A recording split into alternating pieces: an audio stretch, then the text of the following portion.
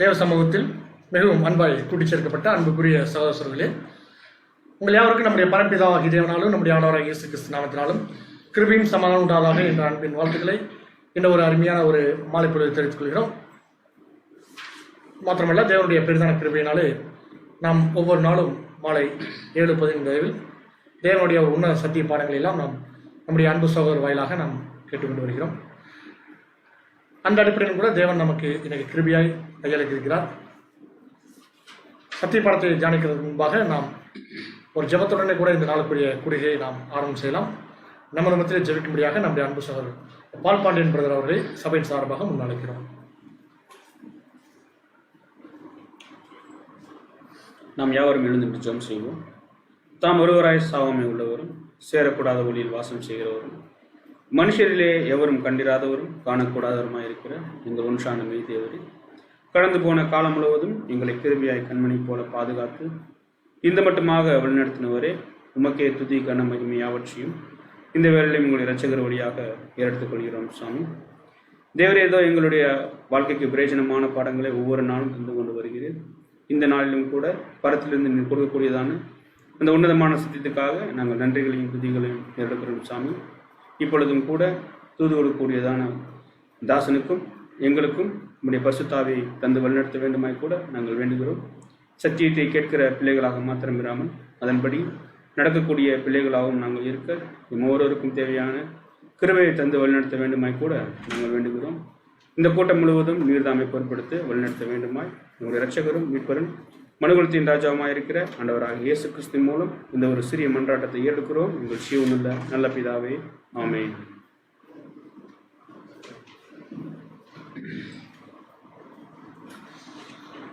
கிறிஸ்துவுக்குள் பிரியமுள்ள சகோதரர்களே, இன்றைய நாளும் கூட நம்ம பார்க்கக்கூடிய ஒரு பாடத்துறை தலைப்பு பார்த்தீங்கன்னா 7 ராஜவம்சத்தின் தவறுகள். 7 ராஜவம்சத்தின் தவறுகள் பாடத்துறை தலைப்புங்க. இந்த தலைப்பின் கீழே தூதுக்கும்படியாக நம்முடைய அன்பு சகோதரர் நிதின் பிரதர் அவர்களை சபையின் சார்பாக முன்வைக்கிறோம். சகோதரர் நிதின் பிரதர் அவர்கள்.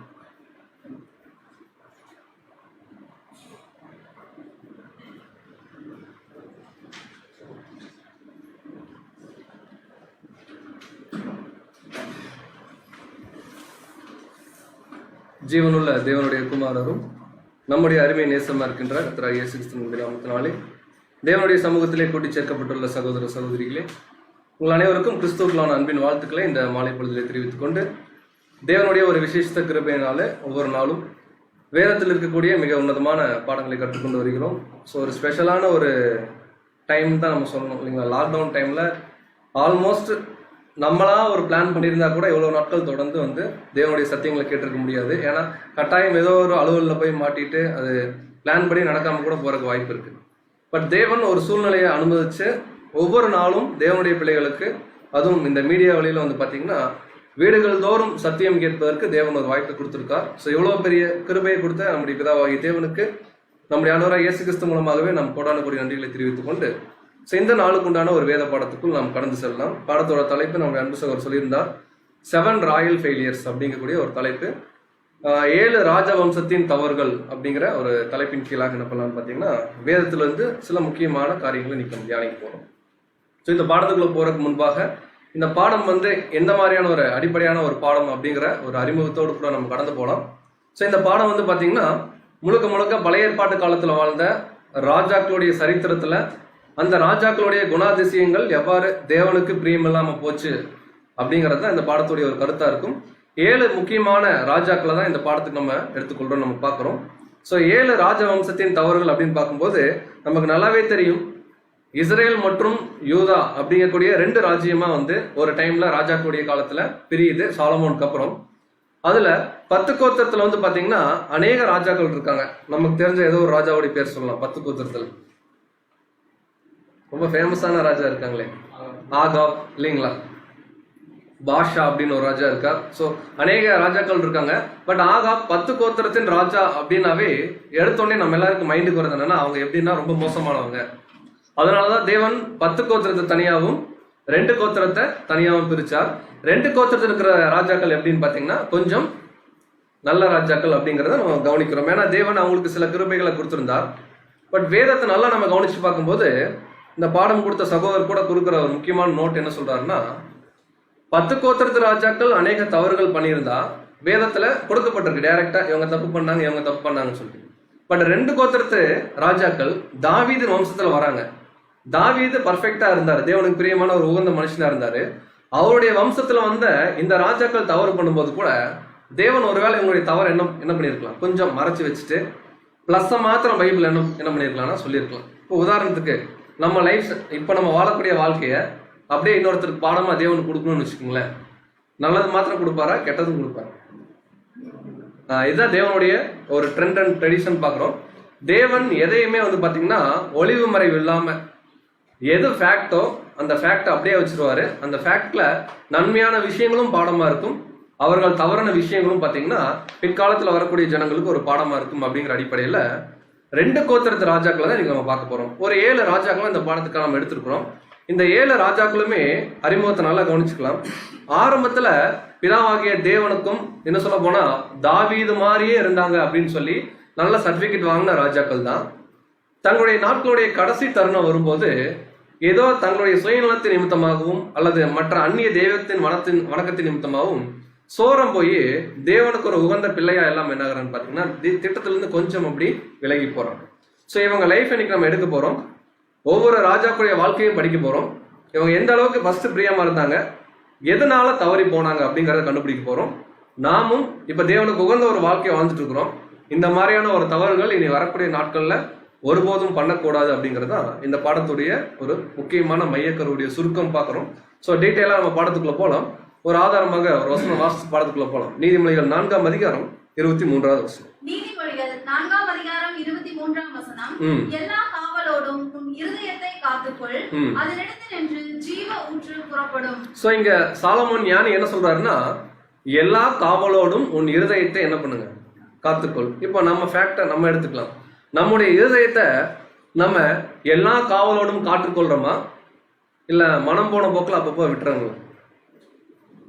டெய்லி நம்முடைய லைஃப் ஸ்டைல் நம்ம வாழ்ந்துட்டு இருக்கிறோம். நல்லா நீங்க கவனிச்சு பார்த்தீங்கன்னா சில தருணத்துல நம்முடைய இருதயத்தை எல்லா காவலோடும் நம்ம என்ன பண்ண மாட்டோம்னா காத்துக்கொள்ள மாட்டோம். சில டைம் கொஞ்சம் ஃப்ரீ வில், பரவாயில்ல அப்படி இருந்துக்கலாம் அப்படின்ட்டு.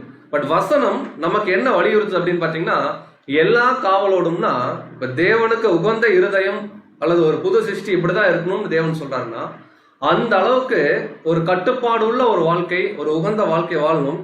ஏன் அப்படின்னா இந்த இருதயத்திலிருந்து என்ன புறப்படுதுன்னு சொல்றாருன்னா ஜீவ ஊற்று புறப்படுது. ஸோ ஜீவ ஊற்று நம்ம எப்படி புரிஞ்சுக்கலாம்னா, நாளைக்கு இதுதான் இன்னொரு ஜனத்துக்கு என்ன கொடுக்க போகுதுன்னா லைஃப் கொடுக்க போகுது அப்படிங்கிறாரு. ஸோ இந்த ஒரு ஆதார வசனத்தோட பாடத்துக்குள்ள போகும்போது முதல்ல இஸ்ரேல்ல தேவன் ராஜா அப்படின்னு சொல்லி யாரை நியமிச்சாரு? ஸோ சவுல், பென்னிமீன் கோத்திரத்துல சவுல், கீசுடைய குமாரன் சவுலை நியமிச்சார்.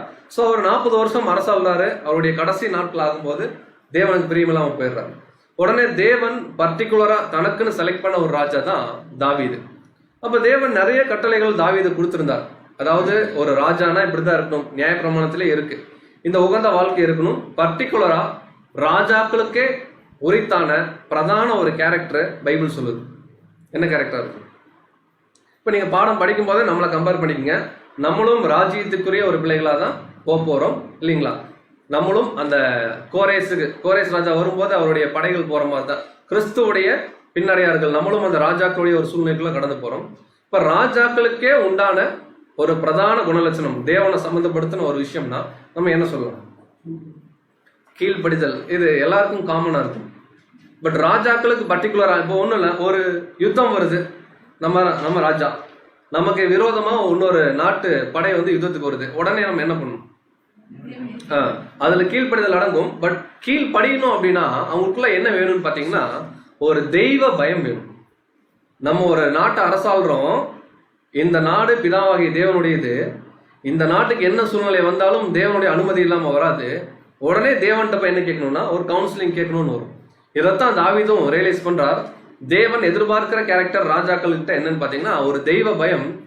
பின் நாட்கள்ல என்னுடைய சந்ததி, தாவீது சொல்றார், முன்னாடியே கண்டுபிடிச்சிடுறாரு, பின் நாட்கள்ல எனக்கு அப்புறம் வர்ற என்னுடைய சந்ததி இந்த தெய்வ பயம் இல்லாம போயிடும் அப்படின்னு எனக்கு தோணுது அப்படிங்கிறாரு. சோ வாசிக்கலாம் பாருங்க.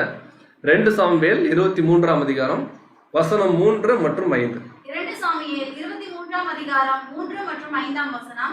இஸ்ரவேலின் தேவனும் இஸ்ரவேலின் கண்மலையுமானவர் எனக்கு சொல்லி உரைத்ததாவது, நீதிபரராய் மனுஷரை ஆண்டு, பாருங்க, நீதிபரராய் உண்மையாகவே மனுஷனை ஆட்சி பண்ணி தெய்வ பயமாய் துரைத்தனம் பண்ணுகிறவர் இருப்பார். சோ தெய்வ பயத்தோட தான் என்ன பண்ணணும் பாத்தீங்கன்னா ஒரு ரூல் பண்ணணும் அப்படிங்கறது தேவன் சொல்றார்.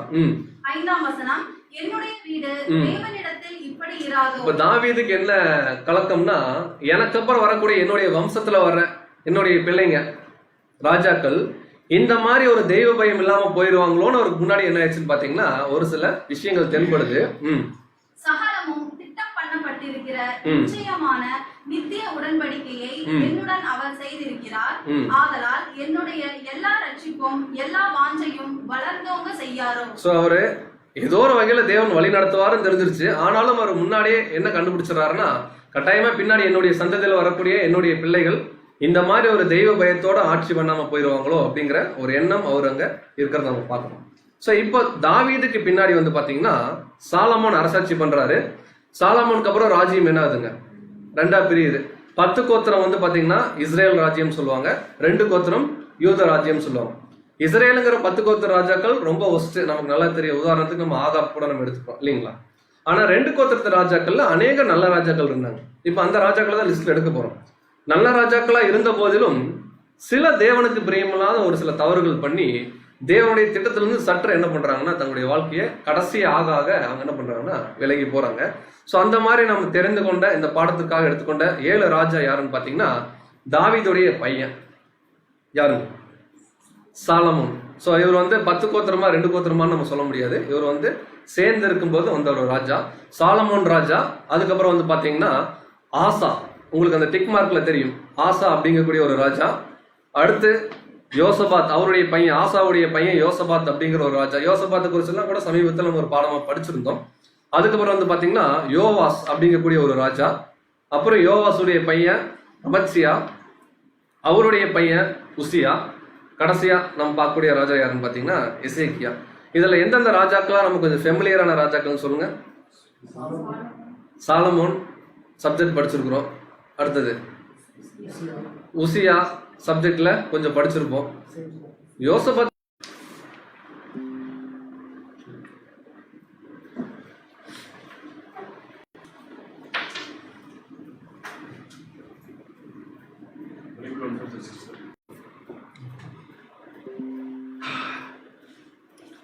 அன்புக்குரிய சகோதர சகோதரிகளே, தடங்களுக்கு வருந்துகிறோம். ஸோ இந்த தடங்கள் உங்களுக்கு வந்து பழக்கப்பட்டிருக்கும் அப்படிங்கிற ஒரு விசுவாசத்தோடு கூட தொடர்ந்து நம்ம என்ன பண்ணலாம்னா பாடத்துக்குள்ள போகலாம். ஸோ பாடத்துடைய தலைப்பு ஆல்ரெடி டிஸ்கஸ் பண்ணியிருக்கோம், 7 ராயல் ஃபெயிலியர்ஸ். வேதத்தில் சொல்லப்பட்ட 7 முக்கியமான ராஜாக்கள் தங்களுடைய வாழ்க்கையில நல்லா இருந்திருக்கிறாங்க, கடைசி ஆக தங்களுடைய வாழ்க்கையில சில தவறுகள் பண்ணியிருக்காங்க. அதுல இருந்து நாம் என்ன பாடம் கற்றுக்கொள்றோம் அப்படிங்கிறத இந்த பாடத்துடைய ஒரு கரு. 7 ராஜா சாலமோன், ஆசா, யோசபாத், யோவாஸ், அமத்சியா, உசியா மற்றும் எசேக்கியா குறித்து தான் பார்க்க போறோம். இவர்கள் எல்லாருமே வந்து பாத்தீங்கன்னா 2 கோத்திரத்து ராஜாக்கள். நல்லா மறந்துட வேணாம், நம்ம ஹிஸ்டரி சப்ஜெக்ட்ல போனாவே கொஞ்சம் என்ன ஆகுங்க, இனி எல்லாம் அப்படி சொல்ல முடியாது. இனி வந்து பைபிள்ல எல்லா டாபிக்கும் ஆல்மோஸ்ட் இந்த 100 டேஸ்க்கு மேல படிச்சுட்டு இருக்கிறோம். இன்னும் டீட்டெயிலா போகணும்னா கிங்ஸ், ஜட்ஜஸ்குள்ளெல்லாம் நம்ம என்ன பண்ணி ஆகணும்னா தொடர்ந்து பாடங்கள் படிச்சாகணும். ஸோ இந்த 6 ராஜாக்களுடைய ஒரு காரியத்தை தான் பார்க்க போறோம். ஸோ முதல் ராஜா 7 ராயல் ஃபெயிலியர்ஸ் பார்த்துட்டோம். ராஜா குடும்பத்துல வந்த ராஜாக்கள் செய்த தவறு. இப்ப சாலமோனுடைய தவறு படிக்கும்போது நீங்க எப்படி புரிஞ்சுக்கூடாதுன்னா, சாலமோன் பண்ண தவறா நீங்க பார்க்காதீங்க. அது ஏதோ ஒரு வகையில நமக்கான பாடமா தேவன் அவருடைய வாழ்க்கையில அனுமதிச்சாருன்னு மட்டும் நீங்க என்ன பண்ணணும்னா பார்க்கணுமா. அதை தவிர இந்த ராஜா மோசம் அப்படியெல்லாம் நம்ம எதுவும் திங்க் பண்ண வேண்டாம். ஏன்னா தேவனுடைய அனுமதியினாலதான் அதெல்லாம் நடந்திருக்கு. ஸோ ஃபர்ஸ்ட் சாலமோன் ராஜா குறித்து நமக்கு நல்லா தெரியும். தன்னுடைய வாழ்க்கையுடைய ஆரம்ப காலத்துல இவரை மாதிரி தேவனுக்கு பிரியமா இருந்த ஒருத்தர் இல்ல. தாவீது கிட்ட தேவன் எப்படியெல்லாம் இருந்தாரோ அதே மாதிரிதான் சாலமோன்ட்டு இருந்தார். தேவனுக்கென்று என்ன பண்ணாருன்னா ஒரு ஆலயம் கட்டினார். முழுக்க முழுக்க தாவீது எதிர்பார்த்த மாதிரியே அந்த ஆலயத்தை கட்டி முடிச்சார். தனக்குன்னு ஒரு அரண்மனையை கட்டினார். ரொம்ப அருமையா தேவனுக்கு பிரியமா வாழ்ந்த இந்த சாலமோன் பின் நாட்கள் ஆக ஆக அப்படியே தேவனுடைய திட்டத்துல இருந்து என்ன பண்ணாருன்னா சோரம் போனதை நம்ம என்ன பண்றோம்னா கவனிக்கிறோம் அப்படின்னு நம்ம பார்க்கிறோம். கண்டினியூ பண்ணலாமா? ஸோ இந்த சாலமோன் ராஜா செய்த மிகப்பெரிய தவறு என்ன அப்படின்னு பாத்தீங்கன்னா, ஸோ ஃபர்ஸ்ட் கிங் செய்த தவறு, தேவன் இஸ்ரேல் ஜனங்களுக்கு நியாயப்பிரமாணம் கொடுக்கும் போதே என்ன சொல்லிட்டாருன்னா, உங்களுக்குன்னு ஒரு ராஜா வேணும்னு கேட்பீங்க, நான் ராஜா கொடுப்பேன், பட் ராஜாக்குன்னு சில தகுதி இருக்கு. அந்த தகுதியிலிருந்து அவங்க என்ன இருக்கக்கூடாதுன்னா வழி விலகி போகக்கூடாதுன்ட்டு தேவன் என்ன பிரமாணம் கொடுத்தாரோ அந்த பிரமாணத்தை அப்படியே ஆப்போசிட்டா இருந்தது யார் அப்படின்னு பாத்தீங்கன்னா இந்த சாலமோன் ராஜா. பாருங்களேன், இந்த வசனம் நம்ம படிக்கும் போதே சாலமோன் ராஜா என்னெல்லாம் பண்ணாரோ அதெல்லாம் பைபிள் பண்ண வேணாம்னு சொல்லியிருக்கு. உபாகமம் 17ஆம் அதிகாரம் வசனம் 16 மற்றும் 17 வாசிக்கலாம். உபாகமம் 17ஆம் அதிகாரம் 16 மற்றும் 17ஆம் வசனம். அவன் அநேக குதிரைகளை சம்பாதியாமலும். என்ன சொல்றாருன்னா, ராஜான்னு ஒருத்தர் இருந்தா அதிகமா என்ன பண்ணக்கூடாது, போய் குதிரைகளை சம்பாதிக்க கூடாது. அடுத்தது அநேக குதிரைகளை தனக்கு சம்பாதிக்கும்படி ஜனங்களை திரும்ப எகிப்துக்கு போக பண்ணாமலும் இருக்க கடவன். குதிரை வாங்குறதுக்கும் குதிரை சம்பாதிக்கிறதுக்கும் எல்லாத்தையும் எகிப்துக்கு திருப்பி என்ன பண்ணக்கூடாது, அனுப்பக்கூடாது. இது ஒரு தவறு. இனி அந்த வழியாய் நீங்கள் திரும்பி போக வேண்டாம் என்று கர்த்தர் உங்களுக்கு சொல்லி இருக்கிறாரே. திரும்பி ஒருபோதும் எகிப்தை நினைச்சிடாதீங்க அப்படிங்கிறாரு தேவன். அடுத்தது 17ஆம் வசனம். அவன் இருதயம் பின்வாங்கி போகாதபடி அவன் அநேக ஸ்திரீகளை படைக்க வேண்டாம். வெள்ளியும் பொன்னும் தனக்கு மிகுதியாய் பெருக பண்ணவும் வேண்டாம். இப்போ வேதம் சொல்லுது ஒரு ராஜா இப்படி இருக்க வேணாம் அப்படின்னு தேவன் அட்வைஸ் கொடுக்கிறார். பட் சாலமோன் ஞானமெல்லாம் வாங்கியிருந்தா கூட தேவன் எதை பண்ண வேணாம்னு சொன்னாரோ அதை அப்படியே என்ன பண்ணியிருக்காருன்னா தன்னுடைய வாழ்க்கையில பண்ணியிருக்காரு. பாருங்களேன், இப்போ போட்ட லிஸ்ட்ல எது சாலமோன் ராஜாட்ட இல்லை அப்படின்னு பாத்தீங்கன்னா தேவன் பண்ண வேணாம்னு சொன்ன எல்லாமே அவர் என்ன பண்ணிட்டாருன்னா பண்ணிட்டார். ஃபர்ஸ்ட் என்ன சொல்றாருன்னா, அநேக குதிரைகளை சம்பாதிக்காதீங்க ஒருபோதும். ஏன்னா இப்பதான் கானானுக்குள்ள வர்றாங்க. உபாகமம் புஸ்தகம் நம்ம படிக்கும்போது திரும்பி எகிப்துக்கு போறதுக்கு பிளான் பண்ணாதீங்க. அங்க போய் குதிரை வாங்கறதுக்கும் அந்த வர்த்தக வேலையெல்லாம் நீங்க செய்யாதீங்க. நிறைய ஸ்திரீகளை படைக்க வேணாம்னா என்ன அர்த்தம்னா கல்யாணம் பண்ணிக்காதீங்க அப்படிங்கிறது அதோடைய டிரான்ஸ்லேஷனுடைய அர்த்தம். நீங்க இங்கிலீஷ்ல கூட ரெஃபர் பண்ணி பாத்தீங்கன்னா நிறைய மேரேஜ் ஒரு ராஜா பண்ணக்கூடாது. பொன் வெள்ளி அப்படிங்கிறத மிகுதியாய் சேர்க்கக்கூடாது. யாருக்கு? நம்ம கூட கேள்வி கேட்கலாம், எங்க சாலமோன் ராஜா பொன் வெள்ளி சேர்த்துனாரு, யாருக்குங்க? தேவனுக்காக ஆலயம் எல்லாம் கட்டினாரு, இது தப்பா அப்படின்னா வசனம் கிளியரா இருக்கு. தனக்குன்னு என்ன பண்ண வேணாம், பொன் வெள்ளி சேர்க்க வேணாம். சோ இங்க தேவன் எதை வேணான்னு சொன்னாரோ இந்த தவிர சாலமோன் ராஜா தன்னுடைய கடைசி வாழ்நாட்கள் முடிகிற டைம்ல அவர் அப்படியே பண்றார். சோ அதை குறிச்ச வசனம் வாசிக்கலாம். 1 ராஜாக்களின் புஸ்தகம் 10ஆம் அதிகாரம் 21வது வசனம். 1 ராஜாக்கள் 10ஆம் அதிகாரம் 21ஆம் வசனம். ராஜாவாகிய சாலமோனுக்கு இந்த பானபாத்திரங்கள் எல்லாம் பொன்னும் லீபனோன் வனம் என்கிற மாளிகையின் பனிமுட்டுகள் எல்லாம் பசு பொன்னுமாய் இருந்தது. சோ இது சாலமோனுக்கு இருந்துச்சா இல்ல தேவனுக்காக சாலமோன் பண்ணது? அது இது சாலமோன் தனக்குன்னு ஒரு அரண்மனையை என்ன பண்றாரு, கட்டுறாரு. அப்படியே ரொம்ப செல்வ செழிப்பா தேவன் இதெல்லாம் பண்ண வேணாம்னு சொல்லும் போதும் அவர் என்ன பண்ணியிருக்காருன்னா அது பண்ணியிருக்கார். ஒன்றும் வெள்ளியினால் செய்யப்படவில்லை. சாலமோனின் நாட்களில் வெள்ளி ஒரு பொருளாய் எண்ணப்படவில்லை. சோ சாலமோன் பொன் பொருள் சேர்க்க வேணாம்னு தேவன் சொல்லும் போது தனக்கு என்ன பண்ணிட்டாரு, ஏதோ ஒரு வகையில சேர்த்துட்டார். அடுத்து இன்னொரு தவறு பண்ணார். வாசிக்கலாம். 1 ராஜாக்களின் புஸ்தகம் 10ஆம் அதிகாரம் 23 மற்றும் 27. 1 ராஜாக்கள் 10ஆம் அதிகாரம் 23 மற்றும் 27ஆம் வசனம். பூமியின் சகல ராஜாக்களை பார்க்கிலும் ராஜாவாகிய சாலமோன் ஐஸ்வரியத்திலும் ஞானத்திலும் சிறந்தவனாய் இருந்தான். 27ஆம் வசனம். எருசலேமிலே ராஜா வெள்ளியை கற்கள் போலவும், பாருங்க, வெள்ளிய சாதாரண கல்லு போலவும், கேது மரங்களை பள்ளத்தாக்குகளில் இருக்கும் காட்டத்தி மரங்களை போலவும் அதிகமாக்கினான். சோ செடார் வுட், காஸ்ட்லியான மரங்கள் சாதாரண மரத்துக்கு ஒப்பா என்ன பண்ணிருக்காருன்னா அப்படின்னா தனக்குன்னு எக்கச்சக்கமான செல்வம் சேர்த்துட்டாரு. எகிப்துக்கு போய் குதிரை வாங்கினாரு சாலமோன். நீங்க இந்த 10ஆம் அதிகாரம் முழுக்க நீங்க வாசிச்சு பாத்தீங்கன்னா எல்லாமே வசனத்துல இருக்கு. எகிப்துக்கு போய் தனக்குன்னு குதிரைகள் அவர் என்ன பண்ணாருன்னா பர்ச்சேஸ் பண்ணார். நம்ம கூட அந்த தமிழ் டிரான்ஸ்லேஷன்ல கூட படிச்சிருக்கோம். சாலமோன் புடவைகளை என்ன பண்ணாரு, உங்களுக்கு ஞாபகம் வந்திருக்கும். இதெல்லாம் எகிப்து போய் வாங்கினாரு. இதை தேவன் பண்ண வேணாம்னு சொன்ன விஷயம். அதே போல அநேகம் திருமணம் பண்ண வேணாம்னு சொன்னாரு. என்ன பண்ணார் சாலமோன்? திருமணம் பண்ணார். அப்போ ஒரு ராஜா இப்படி எல்லாம் இருக்க வேணாம்னு பைபிள் சொல்லுது. சாலமோன் ராஜா ஆரம்பத்துல தேவனுக்கு உகந்த காரியங்கள்லாம் பண்ணிட்டு ஆரம்பிச்சது நல்லா ஆரம்பிச்சாரு. தன்னுடைய வாழ்க்கையை முடிக்கும் போது அவர் எத்தனை கல்யாணம் பண்ணியிருந்தாரு? கவுண்ட்டுக்கு சொன்னா 1000 சொல்லலாம் மொத்தமா. அதுல கேட்டகரி தனியா பிடிச்சுங்க. வசனம் எப்படி இருக்குன்னா, எப்படியெல்லாம் சாலமோன் போய் புறஜாதியில பொண்ணெடுத்தாரோ தன்னுடைய மனைவிகளுக்கு ஏற்ப சில விக்கிரக வழிபாடு, மோலேகு போன்ற சில சிலை வழிபாடுக்குள்ள என்ன பண்றாருன்னா போய் கம்ப்ளீட்டா சோரம் போன ஒரு ராஜாவா மாறிட்டார். எப்போன்னு பாத்தீங்கன்னா ஆரம்பத்துல இல்ல, கடைசியில். நமக்கு நல்லா வசனம் தெரியும், ஒரு காரியத்தின் துவக்கத்தை பார்க்கிலும்.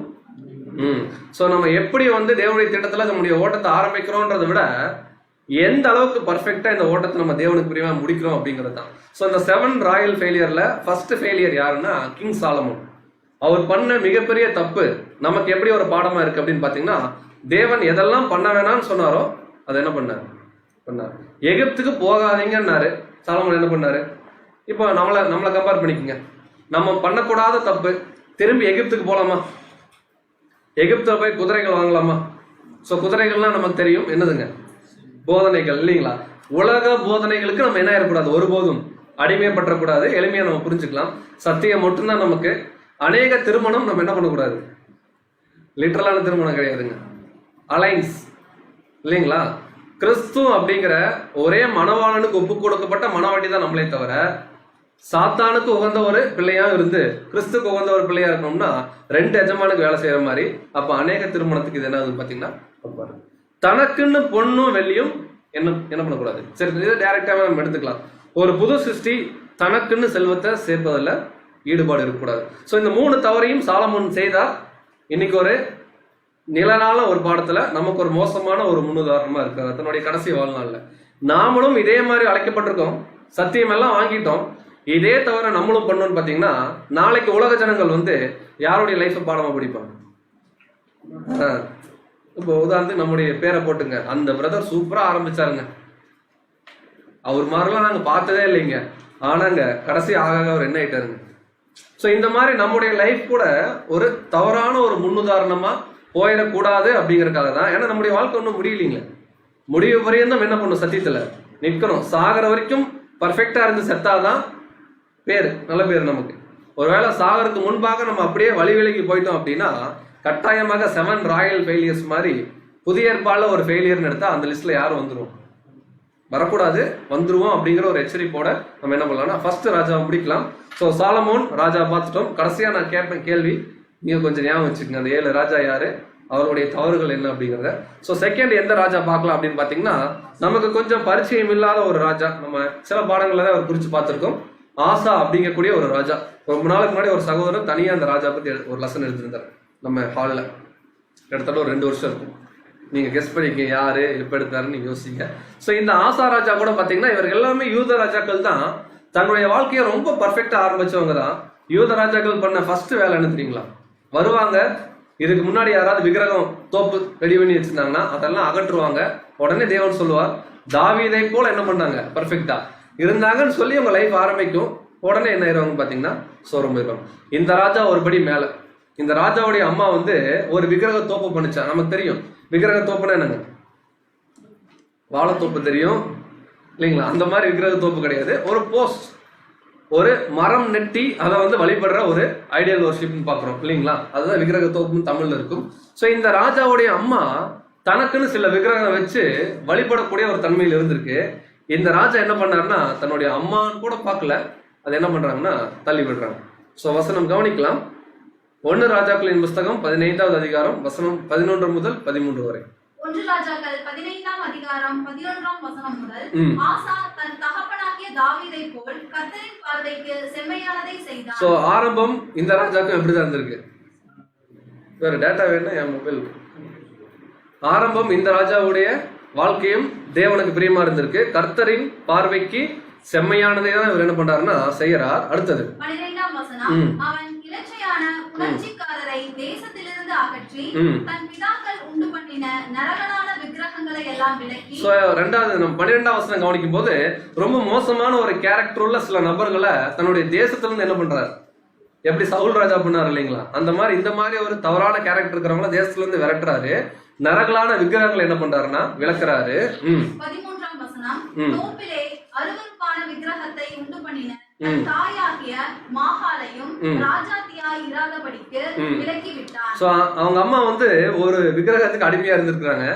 அம்மான்னு கூட பார்க்கல, போஸ்டிங் என்ன பண்ணிட்டாரு, கேன்சல் பண்ணி விட்டார். அடுத்தது அவளுடைய விக்கிரகத்தையும் ஆசா நிர்மூலமாக்கி கீதுரோன் ஆற்றண்டையிலே சுட்டெரித்து போட்டார். சோ இங்க பார்க்கக்கூடிய 2வது ராஜாவாகிய ஆசாவுடைய லைஃபும் பிகினிங்ல எப்படிதான் இருந்திருக்கு பாருங்க. எடுத்தோடனே தேவன் சொல்றார், தாவீதை போல என்ன பண்ணாரு. தாவீதை போலங்கிற வார்த்தைய ஒரு ராஜா வாங்கணும்னா எந்த அளவுக்கு இருந்திருக்கும். இப்ப நம்மளை எல்லாம் பார்த்துட்டு ஏசு கிறிஸ்துவை போலன்னு சொல்லிட முடியுங்களா? உடனே ஒரே வரியில் டக்குன்னு சொல்ல முடியாது.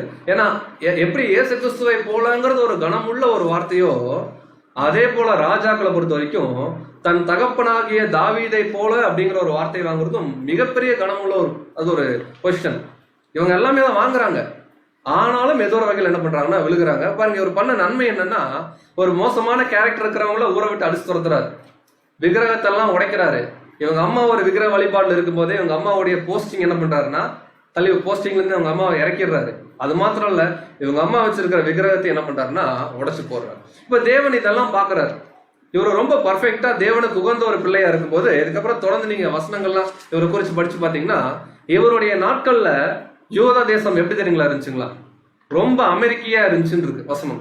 ரொம்ப அமைதியா ஒரு சமாதானமா, எப்படி சாலமோனுடைய காலத்துல பாக்குறோம் அந்த மாதிரி ரொம்ப அமைதியா ஒரு தேசமா இருந்திருக்கு. அது மாத்திரம் இல்ல, இவரும் இவங்க அப்பாவும் நிறைய பொன் பொருள் எல்லாம் சேர்த்து, இதெல்லாம் வசனம் இருக்கு. 2 நாளாகமம் 14ஆம் அதிகாரம் 15ஆம் அதிகாரத்துல ஒரு குறிச்சு இருக்கு. ஸோ இவரும் இவங்க அப்பாவும் வந்து பாத்தீங்கன்னா அநேக பொன் பொருட்கள்லாம் சேர்த்து தேவனுடைய ஆலயத்துல கொண்டு வந்து வச்சிருக்காங்க. அப்படின்னா தன்னுடைய வாழ்க்கையே முழுக்க என்ன பண்ணியிருக்காங்க, தேவனுக்காக அர்ப்பணிச்சிருக்கிறாங்க. ஒரு டைம்ல ஒரு மிகப்பெரிய யுத்தம் வந்துச்சு. யூத ராஜாக்களை காட்டிலும் பல லட்சம் மடங்கு அதிகமான ஒரு ஆர்மியோட எத்தியோப்பியர்கள் வர்றாங்க இந்த ராஜாக்கு அகைன்ஸ்டா. இவர் இந்த அளவுக்கு பர்ஃபெக்டா இருந்தனால தேவன் இவருக்கு என்ன கொடுத்தாரு தெரியுங்களா? ஒரு வெற்றியை கொடுத்தார். பாருங்க, நான் திரும்ப ரிப்பீட் பண்றேன். சரித்திரம் நம்ம ஞாபகம் வச்சுக்கலாம், பின்னாடி வரக்கூடிய நாட்கள் ஏதாவது பாடத்துக்கு நமக்கு பயன்படும். நல்லா பர்ஃபெக்டா இருக்காரு. இவங்க அம்மா ஒரு தவறு பண்ணும்போது கூட பெருசா இவர் என்ன பண்ணலன்னா அம்மா அப்படின்னு சொல்லி விட்டு கொடுக்கல. அந்த தவறுக்கு உண்டான விஷயத்த பண்றாரு, விக்கிரகத்தெல்லாம் உடைக்கிறாரு. இதெல்லாம் தேவன் பார்க்கும்போது ஒரு மிகப்பெரிய ஆர்மி தேசத்துக்கு எதிராக வரும்போது எத்தியோப்பியர்களை வீழ்த்தர அளவுக்கு தேவன் என்ன பண்றாருன்னா ஒரு கிருபை கொடுக்குறாரு. பெரிய ஆர்மி ஜெயிக்கிறாங்க, தேசம் அமைதியா இருக்கு. பொன் பொருள் இவரும் இவங்க அப்பாவும் சேர்த்து தேவனுடைய ஆலயத்துல கொண்டு வந்து என்ன பண்றாங்கன்னா பொக்கிஷ சாலையில வைக்கிறாங்க. எந்த அளவுக்கு உண்மையா இருந்த ராஜா கொஞ்சம் அடுத்த ஸ்டேஜ் தன்னுடைய வாழ்க்கையுடைய 2ஆம் பகுதியில் என்ன ஆகுதுன்னா அப்படியே நெகட்டிவா மாறுறாரு.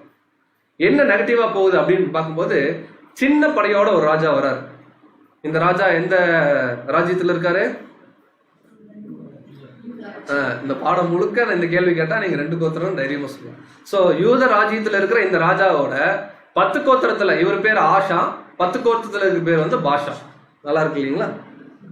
அந்த பாஷா அப்படிங்கிற ராஜா ஒரு சின்ன படையோட சண்டைக்கு வராரு. இவர் தேவனுக்கு பிரியமா இருந்து பெரிய ஆர்மி ஜெயிச்சவர். அதே மாதிரி இருந்தா ஜெயிச்சிருக்கலாம். இவர் என்ன பண்றாருன்னா, தேவனுடைய ஆலயத்தில் இருக்கிற பொன் பொருள் பொக்கிஷத்தை எடுத்துட்டு போய் பக்கத்து நாடு சீரிய ராஜா கையில கொடுத்து, எனக்கு விரோதமா இவங்க சண்டைக்கு வராங்க, கொஞ்சம் என்ன பண்ணுங்க, ஹெல்ப் பண்ணுங்க. எப்படி இருக்கும் தேவனுக்கு? நமக்கு சொல்லணும்னு வச்சுக்கோங்களேன், பிராக்டிக்கலா பேப்டிஸா எடுத்த உடனே எல்லாமே பர்ஃபெக்ட். நரங்களான விக்கிரகத்தை தூக்கி போடுறது, வீட்டுல ஏதாவது ஒன்று சொல்லிட்டா சத்தியம் தான் முக்கியம்னு நிக்கிற, இந்த மாதிரி எல்லா பர்ஃபெக்டான கேரக்டரும் காமிச்சிட்டு தன் வாழ்க்கையுடைய பின் நாட்கள்ல அப்படியே என்ன ஆகுறாருன்னா சோரம் போறாரு. சோ என்ன நடந்தது அப்படிங்கிற வசனத்துல படிக்கலாம். 2 நாளாகமம் 16ஆம் அதிகாரம் தேவன் எச்சரிப்பு கொடுக்குறாரு. ஆசா, நீ பண்றது தப்பு, அதை விட்டு வெளியவான்னு சொல்லி ஒரு ப்ராஃபட் அனுப்புறாரு. ப்ராஃபிட்டை பிடிச்சி என்ன பண்றாருன்னா கொடூரமா நடத்துறாரு. வாசிக்கலாம். 2 நாளாகமம் 16ஆம் அதிகாரம் 10 மற்றும் 12 வசனம். 2 நாளாகமம் 16ஆம் அதிகாரம் 10 மற்றும் 12 வசனங்கள். அது நிமித்தம் ஆசா ஞான திருஷ்டிக்காரன் மேல் சினந்து கடும் கோபம் கொண்டு அவனை காவல் அறையில் வைத்தான். யாருங்க அவரு?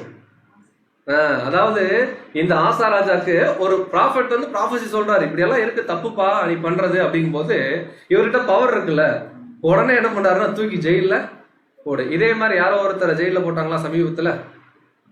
யோசபாத் பாடத்துல பார்த்தோம். ஸோ லாக்டவுன் டைம்ல பாடத்தை நம்ம மறந்துடக்கூடாது. இதே மாதிரி யோசபாத் ராஜாவும் பின்னாடி வருவார். மிகாயா அப்படிங்கிற ஒரு தீர்க்கதரிசி, அங்க ஆகாப்பும் இவரும் அலைன்ஸ் போடும்போது மிகாயா வந்து கண்டிக்கும் போது தூக்கி ஜெயில போட்டுருவாங்க இல்லைங்களா? அதே மாதிரிதான் யாரெல்லாம் தன்னுடைய தவறை சுட்டி காமிக்கிறாங்களோ இந்த ஆசாராஜா என்ன பண்றாருன்னா ஜெயில தூக்கி போடுறாரு. அடுத்தது சோ கேரக்டர் அப்படியே மாறுது. எந்த அளவுக்கு ஒரு நன்மையான ஒரு கேரக்டர்ல ஆசா இருந்தாரோ பிற்காலம் ஆக ஆக ஜனங்களையும் கொடூரமா நடத்தி இருக்காரு. அது மாத்திரம் இல்ல, தீர்க்க தரிசனம் சொல்றவங்களை என்ன பண்றாருன்னா ஜெயில தூக்கி போட்டிருக்காரு. அடுத்தது 12ஆம் வசனம். ஆசா அரசாண்ட 39ஆம் வருஷத்திலே தன் கால்களில் வியாதி கண்டு அவன் நோவு மிகவும் உக்கிரமாய் இருந்தது. அவன் தன் வியாதியிலும் கர்த்தரை அல்ல பரிகாரிகளையே தேடினான். மிகப்பெரிய ராயல் ஃபெயிலியர் இந்த ராஜாவுடைய காலத்துல என்னன்னு பாத்தீங்கன்னா, கடைசியா தேவன் முடிக்கிறாரு, அவன் தன் வியாதியிலும் கர்த்தரை அல்ல பரிகாரிகளையே தேடினான். ஸோ நமக்கு தெரியும் பரம வைத்தியர் தேவன்னு நமக்கு அறிந்த ஒரு விஷயம்தான். இவர் தேவனுடைய நன்மையெல்லாம் ருசி பார்த்து வந்த ஒருத்தருக்கு கட்டாயம் இது உணர்த்தப்பட்டிருக்கணும். உணர்த்தின தீர்க்கதரிசி என்ன பண்ணாருன்னா பிடிச்சி ஜெயிலில் போட்டு சப்போர்ட் பண்ற ஜனங்களையும் கொடூரமா நடத்தி கடைசியா வியாதிப்பட்டு என்ன இருக்காருன்னா தன்னுடைய வாழ்க்கையை அவர் முடிச்சிருக்கார். இவர் நன்மையா ஆரம்பிச்சாரு, ஆனா ரொம்ப மோசமா இவருடைய நாட்கள் முடிஞ்சுச்சு. ஸோ இந்த ஆசாராஜா கிட்ட இருந்து நமக்கு என்ன ஒரு பாடம் அப்படின்னு பாத்தீங்கன்னா, சாலமோன்ட்டு இருந்து சில காரியத்தை பார்த்தோம். இந்த ஆசாராஜா ஆரம்பிச்ச மாதிரியே தான் இன்னைக்கு நம்மளும் ஆரம்பிச்சிருக்கோம் லைஃப். விக்கிரக தோப்பை உடைக்கிறது, யாரோ ஒருத்தர் தவறான விஷயத்தை கொண்டு வந்தா அவங்கள என்ன பண்றது, அந்த போஸ்டிங்ல இருந்து இறக்கி விட்டுறது. போஸ்டிங்னா என்ன சொல்லுவோம், நம்ம ஒரு மதிப்பு கொடுத்துருப்போம், அவங்க தவறான விஷயத்தை நம்ம வழி நடத்தும் போது அந்த ஒரு கிரேடு, அந்த ஒரு மதிப்பு அவங்களுக்கு இருக்காது. அவங்க சாதாரண ஜனம், தேவன் தான் முக்கியம்னு சொல்லி உள்ள வந்திருப்போம். இப்படி பர்ஃபெக்டா நம்மளும் ஆரம்பிச்சிருக்கிறோம். பட் எங்க தவறு பண்ணுவோம்னு இந்த ராஜா நமக்கு சொல்லி கொடுக்குறாருன்னா, நாளைக்கு நமக்கு ஏதோ ஒரு பிரச்சனை வந்துச்சு வச்சுக்கல சத்தியத்துல, உடனே நம்ம யாரை தேடணும்? இது எல்லா ராஜாக்களும் இந்த மிஸ்டேக் பண்றாங்க. நம்ம தேவனை தேடாம பக்கத்துல யாராவது சப்போர்ட் இருக்காங்களா அப்படின்னு சொல்லி பக்கத்து நாடை தேடுற மாதிரி, தேவன் அல்லாம ஏதோ ஒரு காரியத்தை நம்ம சகோதரர்கள் தேவன் சார்பா இருக்காங்க, அது அல்லாம வேற ஏதாவது போய் நம்ம தேடிட்டோம் அப்படின்னா கட்டாயம் இந்த ஆசாராஜா மாதிரி நிலைமை தான் யாருக்கு வரும்னு பாத்தீங்கன்னா நமக்கு வரும். நம்மளை பத்தியும் முடிக்கும் போது தேவன் எப்படி படிப்பாருன்னா, அந்த சகோதரன் தேவனை அல்ல பரிகாரிகள் என்ன பண்ணார் அப்படின்னா, தப்பு பண்ணா அந்த தப்புக்குண்டான ஒரு மன்னிப்பு, அதுக்குண்டான சூழ்நிலையை நிவர்த்தி பண்ண தேவன் தான் இருக்காருங்கிற ஃபெய்த் இருக்கணும் நமக்கு. பட் இந்த ராஜா என்ன பண்ணாருன்னா, நல்லா ஆரம்பிச்சவரு கடைசியில் இதே தான் இந்த 7 ராஜாக்கள் இருக்க போறாங்க. ஸோ 2 ராஜாக்கள் பார்த்துட்டோம். மூணாவதா நம்ம பார்க்கக்கூடிய ஒரு ராஜா நமக்கு நல்ல ஃபெமிலியரான ஒரு ராஜா. இவரை குறித்து அதிகமாக நமக்கு அறிமுகம் தேவையில்லை. யார் அப்படின்னு பார்த்தீங்கன்னா, ஆசாவுடைய பையன். அன்புக்குரிய சகோதர சகோதரிகளே, எல்லாம் பாடம் கவனிச்சுட்டு இருக்கீங்களா? ஏன்னா சரித்திரம் வச்சு அப்பப்போ டெஸ்ட் பண்ணிக்கணும். ஆசா ராஜாவுடைய பையன் தான் யார் அப்படின்னு பார்த்தீங்கன்னா யோசபாத். இவர் நல்லா தான் தன்னுடைய வாழ்க்கையை ஆரம்பிச்சு போனார், நல்லா தான் ஓடிட்டு இருந்தாரு. இவர் பண்ண ஒரு மெயின் மிஸ்டேக் என்னன்னா, விக்கிரக வழிபாடுக்குள்ள போகல, பெருசா பொன் பொருளெல்லாம் தனக்குன்னு சேர்த்து அது தேவனுக்கு பிரியமில்லாத காரியத்தை ஈடுபடல. இவர் பண்ண விஷயம் என்னன்னா, தேவன் ஒரு இடத்துல சம்பந்தம் கலவாதன்னு சொன்னாரு. இந்த ராஜா என்ன பண்ணாரா, நான் அங்கதான் போய் என்ன பண்ணுவேன், சம்பந்தம் கலப்பேன் அப்படின்னாரு. ஸோ இவரை குறித்து வாசிக்கலாம். 2 நாளாகமம் 17ஆம் அதிகாரம் 3 மற்றும் 4 வசனம். 2 நாளாகமம் 17ஆம் அதிகாரம் 3 மற்றும் 4ஆம் வசனம். கர்த்தர் யோசபாத்தோடு இருந்தார். அவன் பாகான்களை தேடாமல் தன் தகப்பனாகிய தாவீது முன் நாட்களில் நடந்த வழிகளில் நடந்து. பாருங்களேன், நான் திரும்ப இந்த பாடத்துல நம்ம பார்க்கக்கூடிய அந்த வார்த்தை தான், தன் தகப்பனாகிய தாவீது முன் நாட்களில் நடந்த வழிகளில். அப்ப இந்த ராஜாக்கள் எல்லாம் ஆரம்பிச்சதுடைய ஆரம்பம் வந்து பாத்தீங்கன்னா, நம்ம ஜஸ்ட் லைக் தட் இவங்க இப்படி தப்பு பண்ணிட்டாங்க அப்படின்லாம் பாடத்துல சொல்லவே முடியாது. அந்த அளவுக்குலாம் நம்ம தகுதியே இல்லை. ஏன்னா வசனம் எப்படி ஆரம்பிக்குதுன்னா, இவங்க தாவீது மாதிரி பர்ஃபெக்ட். இப்ப நம்ம ஏன் இந்த பாடத்துல ஃபெயிலியர்ஸ் எடுக்கிறோம்னா, நமக்கு தான் அது பாடமே தவிர இவங்க மோசமா போயிட்டாங்க நம்ம ஒருபோதும் என்ன பண்ணிட முடியாதுன்னா தேவனுடைய சமூகத்துல சொல்ல முடியாது. என்ன சொல்றாருன்னா, தாவீது நடந்த மாதிரியே யோசபாத் என்ன பண்ணிருக்காரு, பர்ஃபெக்டா நடந்திருக்கார். அடுத்தது 4ஆம் வசனம். தன் தகப்பனுடைய தேவனை தேடி இஸ்ரவேலுடைய செய்கையின்படி நடவாமல் அவருடைய கற்பனைகளின்படி நடந்து கொண்டார். சோ 10 கோத்திரம் மாதிரி, அதான் இஸ்ரவேலுடைய செய்கைன்னு போட்டிருக்கு. 10 கோத்திரம் மாதிரி மோசமா இவர் செய்யாம தாவீது கற்பித்து கொடுத்த மாதிரியே உண்மையா இருந்து அவருடைய கற்பனைகளின்படி என்ன பண்ணாருன்னா நடந்து கொள்றாரு. தொடர்ந்து வாசிக்கலாம். 2 நாளாகமம் 17ஆம் அதிகாரம் 6ஆம் வசனம். கர்த்தருடைய வழிகளில் அவன் இருதயம் உற்சாகம் கொண்டது. இந்த வார்த்தை யாருக்கு சொல்ல முடியும்? அதாவது இப்போ நம்ம இருக்கிறோம், இன்னொரு சகோதரர் பார்த்து இந்த ஒரு வார்த்தை நம்ம சொல்லணும்னா, அந்த சகோதரர் எந்த அளவுக்கு ஒரு டெடிகேட்டிவா இருந்திருப்பார் சத்தியத்துல, ஊழியத்துல இல்லைங்களா? கர்த்தருடைய வழிகள்ல அந்த பிரதரு அந்த அளவுக்கு ரொம்ப உற்சாகமா இருக்காருங்க. அந்த மாதிரி அவன் இருதயம் உற்சாகம் கொண்டது. அடுத்தது அவன் மேடைகளையும் விக்கிரக தோப்புகளையும் யூதாவை விட்டு அகற்றினான். சோ அவர் மேடைகளையும் விக்கிரக தோப்புகளையும் என்ன பண்ணாருன்னா, கம்ப்ளீட்டா யூதால கொஞ்ச நெஞ்சம் இருந்த விக்கிரக ஆராதனை என்ன பண்ணிட்டாருன்னா அழிச்சு போட்டார். பர்ஃபெக்டா ஆரம்பிக்கிறார், லைக் சாலமோன், லைக் ஆசாராஜா மாதிரி யோசபாத் ஆரம்பிக்கிறார். ஆனா இவருடைய வாழ்க்கையுடைய 2ஆம் பகுதி என்னன்னா, தேவையில்லாத ஒரு 10 கோத்திர ராஜாவுடைய ஃபேமிலியோட போய் என்ன பண்ணாருன்னா சம்பந்தம், ஒரு மேரேஜ் அலைன்ஸ் போடுறாரு. அந்த ராஜாவுடைய பேர் யார் அப்படின்னு பாத்தீங்கன்னா, 10 கோத்திரத்துல ஆகாப் மற்றும் யேசபேல். இந்த ஃபேமிலியோட போய் ஒரு திருமண ஒப்பந்தம் போட்டு இந்த ஆகாப்பும் இவரும் சேர்ந்து என்ன பண்ணுவாங்கன்னா ஒரு யுத்தத்துக்கு போவாங்க. இதெல்லாம் நம்ம படிச்ச ஒரு சரித்திரம் தான். உடனே நீ வந்து மாறு வேஷத்துலவான்னு இவர் வேற சொல்லுவாரு. அந்த யுத்தத்துல யார் செத்து போயிடுவாரு பாத்தீங்கன்னா ஆகாப் வந்து செத்து போயிடுவாரு. ஸோ இந்த மாதிரியான ஒரு தவறான அலைன்ஸ் போடக்கூடாதுங்கிற ஒரு விஷயத்த யார் நமக்கு சொல்லி கொடுக்குறாரு அப்படின்னு பாத்தீங்கன்னா யாருங்க? இந்த ராஜா சொல்லி கொடுக்குறாரு. யோசபாத் ராஜா. ஸோ என்ன தவறான அலைன்ஸ் அப்படின்னு பார்த்தீங்கன்னா, எந்த அளவுக்கு ஒரு தேவனுக்கு பிரியமா இருந்தாரோ அது அப்படியே ஜஸ்ட் உடையிற அளவுக்கு ஒரு காரியம் பண்றாரு.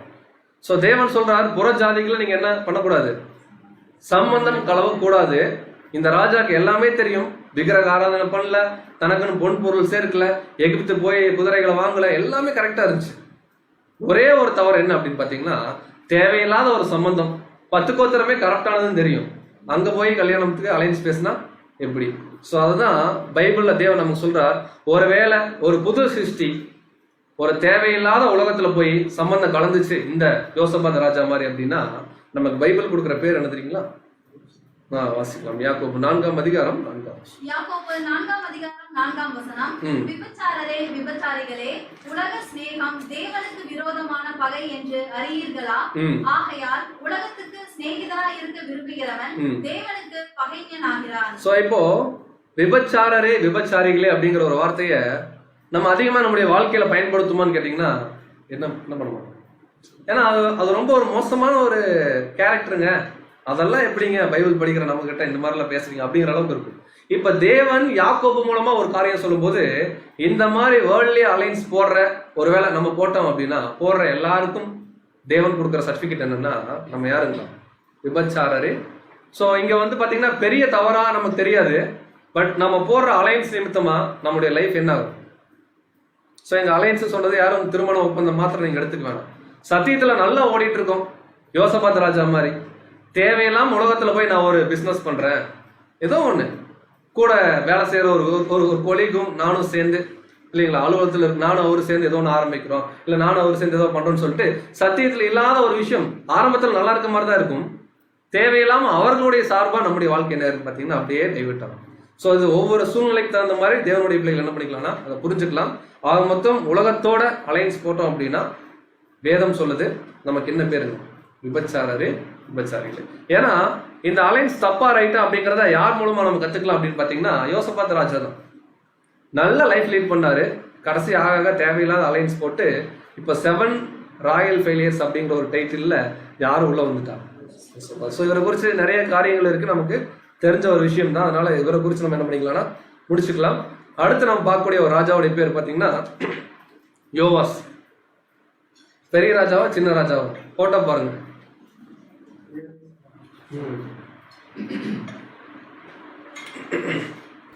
ரொம்ப சின்ன வயசுல ராஜாவான ஒரு பெரிய மனுஷன் தான் யார் அப்படின்னு பாத்தீங்கன்னா யோவாஸ் அப்படிங்கிறவர் பார்க்கிறோம். ஸோ எத்தனை வயசுல அவர் ராஜா ஆகிறாரு பாத்தீங்கன்னா 7 வயசு.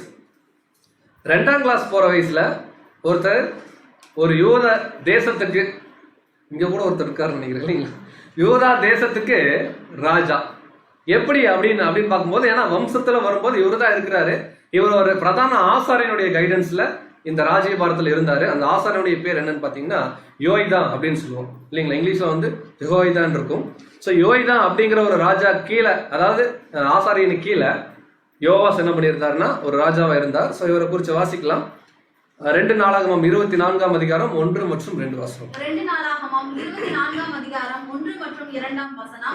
யோவாஸ் ராஜாவாகிற போது 7 வயதாய் இருந்து 40 வருஷம் எருசலேமில் அரசாண்டான். பெயர்சபா பட்டணத்தாலான அவன் தாயின் பேர் சிபியால்.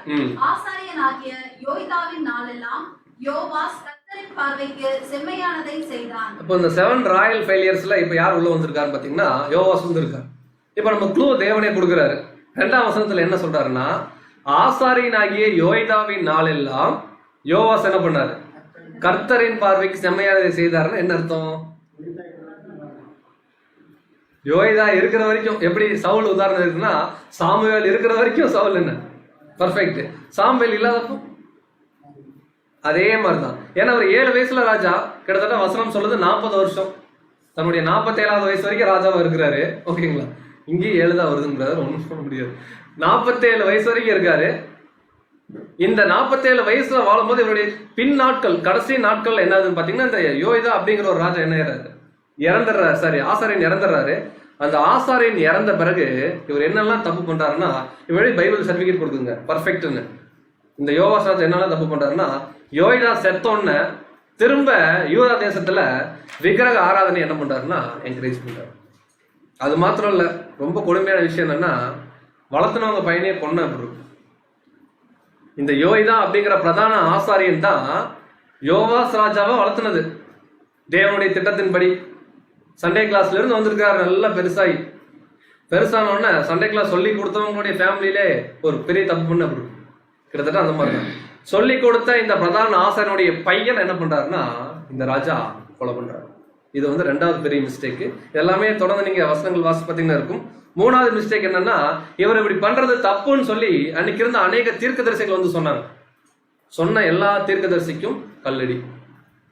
ஸோ எப்படியெல்லாம் ஒரு இஸ்ரேலன் இருக்கக்கூடாதோ அந்த மாதிரி இருந்த ஒரு ராஜா தான் தன்னுடைய பின்னாட்கள் யார் அப்படின்னு பார்த்தீங்கன்னா இந்த யோவாஸ் அப்படிங்கிற ஒரு ராஜா. இவர் எத்தனை வயசுல ராஜாவானார்? ஸோ இந்த அவர் பண்ண தவறை குறித்து வாசிக்கலாம். 2 நாளாகமம் 24ஆம் அதிகாரம் 17 மற்றும் 18 வசனம். 2 நாளாகமம் 24ஆம் அதிகாரம் 17 மற்றும் 18ஆம் வசனம். யோய்தா மரணமடைந்த பின்பு யூதாவின் பிரபுக்கள் வந்து ஸோ இப்போ பிரச்சனை என்னன்னா, பிரதான ஆசாரியர் இறந்துடுறாரு, வளர்த்துனவரு. உடனே இவர் இறந்தோடனே அங்கிருந்த நிறைய பிரபுக்கள் வந்து நாங்க உங்களுக்கு ஆலோசனை கொடுக்குறோம் சொல்லி உள்ள வராங்க. பிரச்சனையே அங்கதான் ஆரம்பிக்குது. ராஜாவை பணிந்து கொண்டார்கள். அப்பொழுது ராஜா அவர்களுக்கு செவி கொடுத்தார். சோ அவங்க என்ன சொல்றாங்களோ இவர் என்ன பண்ண ஆரம்பிச்சாரு, கேட்க ஆரம்பிச்சார். 18ஆம் வசனம். அப்படியே அவர்கள் தங்கள் பிதாக்களின் தேவனாகிய கர்த்தரின் ஆலயத்தை விட்டுவிட்டு தோப்பு விக்கிரகங்களையும் சிலைகளையும் சேவித்தார்கள். சோ எதை தான் தப்புன்னு சொல்லி விட்டு வந்தாரோ திரும்பி அதை என்ன பண்ண ஆரம்பிக்கிறார். அடுத்தது, அப்பொழுது அவர்கள் செய்த இந்த குற்றத்தின் நிமித்தம் யூதாவின் மேலும் எருசலேமின் மேலும் கடும் கோபம் உண்டது. சோ பெரிய கோபம் தேவனுடைய சமூகத்துல உண்டாச்சு. இந்த யோவாஸ் அப்படிங்கக்கூடிய ராஜா என்னெல்லாம் தப்பு பண்ணாருன்னா, தான் வளர்த்துன பிரதான ஆசாரியருடைய பையனை கொன்னது, விக்கிரகத்தை வச்சது, அது மாத்திரம் இல்ல இவர் பண்ணது தப்புன்னு சொல்ல வர தீர்க்கதரிசிகள் என்ன பண்ணாருன்னா கல் எடுத்து அடிச்சாரு. சோ எதெல்லாம் இவருக்கு ஃபர்ஸ்ட் ரைட்டுன்னு படிச்சோம், பின்னாட்கள் என்ன ஆகுது எல்லாமே ராங்குன்னு படுது. இதுக்கு ஒரு வசனம் சொல்லுங்க. ஏன் வசனம் போடலையான்னு கேட்டாரு. நமக்கு தெரிஞ்ச வசனம் தான். பேதுரு சொல்றாரு இல்லைங்களா, நாய் தன் கக்கினதை சுவாசிக்கலாம். 2 பேதுரு 2ஆம் அதிகாரம் 21 மற்றும் 22. 2 பேதுரு 2ஆம் அதிகாரம் 21 மற்றும் 22ஆம் வசனம். அவர்கள் நீதியின் மார்க்கத்தை அறிந்த பின்பு பாருங்க, கிட்டத்தட்ட இந்த யோவாஸ் ராஜா மாதிரியே தான் எல்லாமே. சிறு வயதுல இருந்து என்ன 7 வயசு அப்படின்னா சின்ன வயசுல இருந்தே சத்தியத்துல என்ன இருப்பாரு நல்லா. ஏன்னா கூட இருக்கிறது ஒரு ஆசாரியன், அவர் நல்லா சொல்லி கொடுத்து நியாயப்பிரமாணத்தெல்லாம் கற்றுக் கொடுத்து இப்படிதான்ப்பா இருக்கணும்னு சொல்லி குழந்தையில இருந்து தட்டி கொடுத்து வளர்த்துன ஒரு மனுஷன் பூரண அறிவடைன்னு சொன்ன வளர்த்துனவர் செத்து போன உடனே அவருடைய மாம்சம் என்ன ஆயிடுச்சுன்னாங்க அப்படியே ஆப்போசிட்டா ரியாக்ட் பண்ணுது. பாருங்க, நீதியின் மார்க்கத்தை அறிந்த பின்பு தங்களுக்கு ஒப்புவிக்கப்பட்ட பரிசுத்த கற்பனையை விட்டு விலகுவதை பார்த்திலும் அதை அறியாதிருந்தார்களானால் அவர்களுக்கு நலமாயிருக்கும். சோ இந்த ராஜா நமக்கு கற்றுக் கொடுக்கக்கூடிய பாடம் என்னன்னா, சத்தியம் எல்லாம் தெரிஞ்சு இப்படிதான் நம்ம வாழணும்னு தெரிஞ்சு அந்த மாதிரி நல்ல வாழ்க்கையை வாழ்ந்துட்டு திடீர்னு அப்படியே ஆப்போசிட்டா திரும்ப போய் பாபிலோனை நாடுற மாதிரி விக்கிரகத்தை வழிபடுறதும், யாராவது நம்ம வந்து பண்றது தப்புன்னு சொன்னா அவங்கள மோசமா பேசுறதும், அதான் தீர்க்கதரிசிகள் என்ன பண்றது கல்லெறியறதும். இந்த மாதிரி தவறு நம்ம பண்ணோம்னா அதுக்கு பேதுரு சொல்றாரு, இதுக்கு நீங்க சத்தியத்துக்குள்ள வராம என்ன பண்ணிருக்கலாம், இருந்திருக்கலாம். ஏன் அப்படின்னா ஒரு மோசமான ஒரு உதாரணத்தை இப்ப பேதுரு நமக்கு சொல்லி கொடுக்கிறார். வாசிக்கலாம் 22ஆம் வசனம். நாய் தன் கக்கினதை தின்னவும். சோ நாய் தன் கக்கினதை என்ன பண்ணுமா, தின்னுமா. ரொம்ப ஒரு மோசமான ஒரு விஷயம். கழுவப்பட்ட பன்றி சேற்றிலே புரளவும் திரும்பினது என்று சொல்லப்பட்ட மெய்யான பழமொழியின்படியே அவர்களுக்கு சம்பவித்தது. சோ என்னன்னா ஒரு பழமொழி இருக்கு, அந்த பழமொழி மாதிரியே. சோ இந்த யோவாஸ் ராஜா கிட்ட இருந்து ஒவ்வொரு ராஜா கிட்ட இருந்தும் ஒரு சில படிப்பினைகள் நம்ம பார்த்துட்டு வந்துட்டு இருக்கோம். கடைசியா ரீகால் பண்ணிக்கலாம். யோவாஸ் ராஜா கிட்ட இருந்து நம்ம கற்றுக்கொண்ட விஷயம் என்னன்னா, நல்ல சிறு வயதுல இருந்தே சத்தியத்துல வளர்க்கப்பட்டு வரும்போது ஒரு பூரண அறிவடைஞ்சோன்ன அப்படியே தன்னுடைய மாம்சம் என்ன ஆகுதுன்னா ரியாக்ட் பண்ணுது. பண்ண தப்பு என்ன, விக்கிரகம் வச்சு வழிபட்டது, வளர்த்தனவருடைய பையனை அடிச்சு என்ன பண்றதுன்னா கொன்னது, யாராவது நீ பண்றது தப்புன்னு சொன்னா அவங்களை என்ன பண்றது கண்டம் பண்றது. சோ இந்த மாதிரியான ஒரு கேரக்டர் ஒருவேளை நமக்குள்ள இருந்துச்சு அப்படின்னா அவர் சொல்றாரு 2 மிருகத்தை ஒப்பிடுறாரு நம்மளோட. ஒண்ணு பன்றி, இன்னொன்னு நாய். சோ எப்படி அது ஒரு தவறான ஒரு விஷயத்த பண்ணுதோ அந்த மாதிரி இவ்வளவு சத்தியம் அறிஞ்சும் நம்ம பண்ணோம்னா அதுக்கு பேசாம நீங்க பேசிக் கிளாஸ் கேட்காம என்ன பண்ணிருக்கலாம், பாபிலோன்லயே இருந்திருக்கலாம் அப்படின்றாரு. சோ இது எந்த ராஜா சொல்லி கொடுக்கக்கூடிய படம்? அதெல்லாம் எதுக்கு பிரதர், ஏதோ ஒரு ராஜான்றீங்களா, யோவாஸ் ராஜா. சோ அடுத்த இந்த பாடத்துல நம்ம எடுத்துக்கொண்ட அடுத்த ராஜா அவருடைய சந்ததி தான் தொடர்ந்து அப்படியே வருவாங்க, அப்பா பையன் வருவாங்க, அமத்சியா. சோ இந்த அமத்சியா ராஜா வந்து பாத்தீங்கன்னா எல்லா ராஜாக்களும் இந்த பாடத்துல பாக்குற 7 ராஜாக்களுமே பாத்தீங்கன்னா பர்டிகுலரா நல்லா ஆரம்பிக்கிறாங்க தன்னுடைய வாழ்க்கையை. பைபிள் சர்டிபிகேட் கொடுக்குது, வாசிக்கலாம். 2 நாளாகமம் 25ஆம் அதிகாரம் 1 மற்றும் 2 வசனம். 2 நாளாகமம் 25ஆம் அதிகாரம் 1 மற்றும் 2ஆம் வசனம். அமத்சியா 25ஆம் வயதிலே ராஜாவாகி 29 வருஷம் எருசலேமில் அரசாண்டான். எருசலேம் நகரத்தால் ஆகிய அவனுடைய தாயின் பேர் யோவதனாள். 2ஆம் வசனம். அவர் கர்த்தரின் பார்வைக்கு செம்மையானதை செய்தான், ஆனாலும் முழு மனதோட அப்படி செய்யவில்லை. இவருக்கு மட்டும் வேதம் கொஞ்சம் முன்னாடியே க்ளூ கொடுக்குது.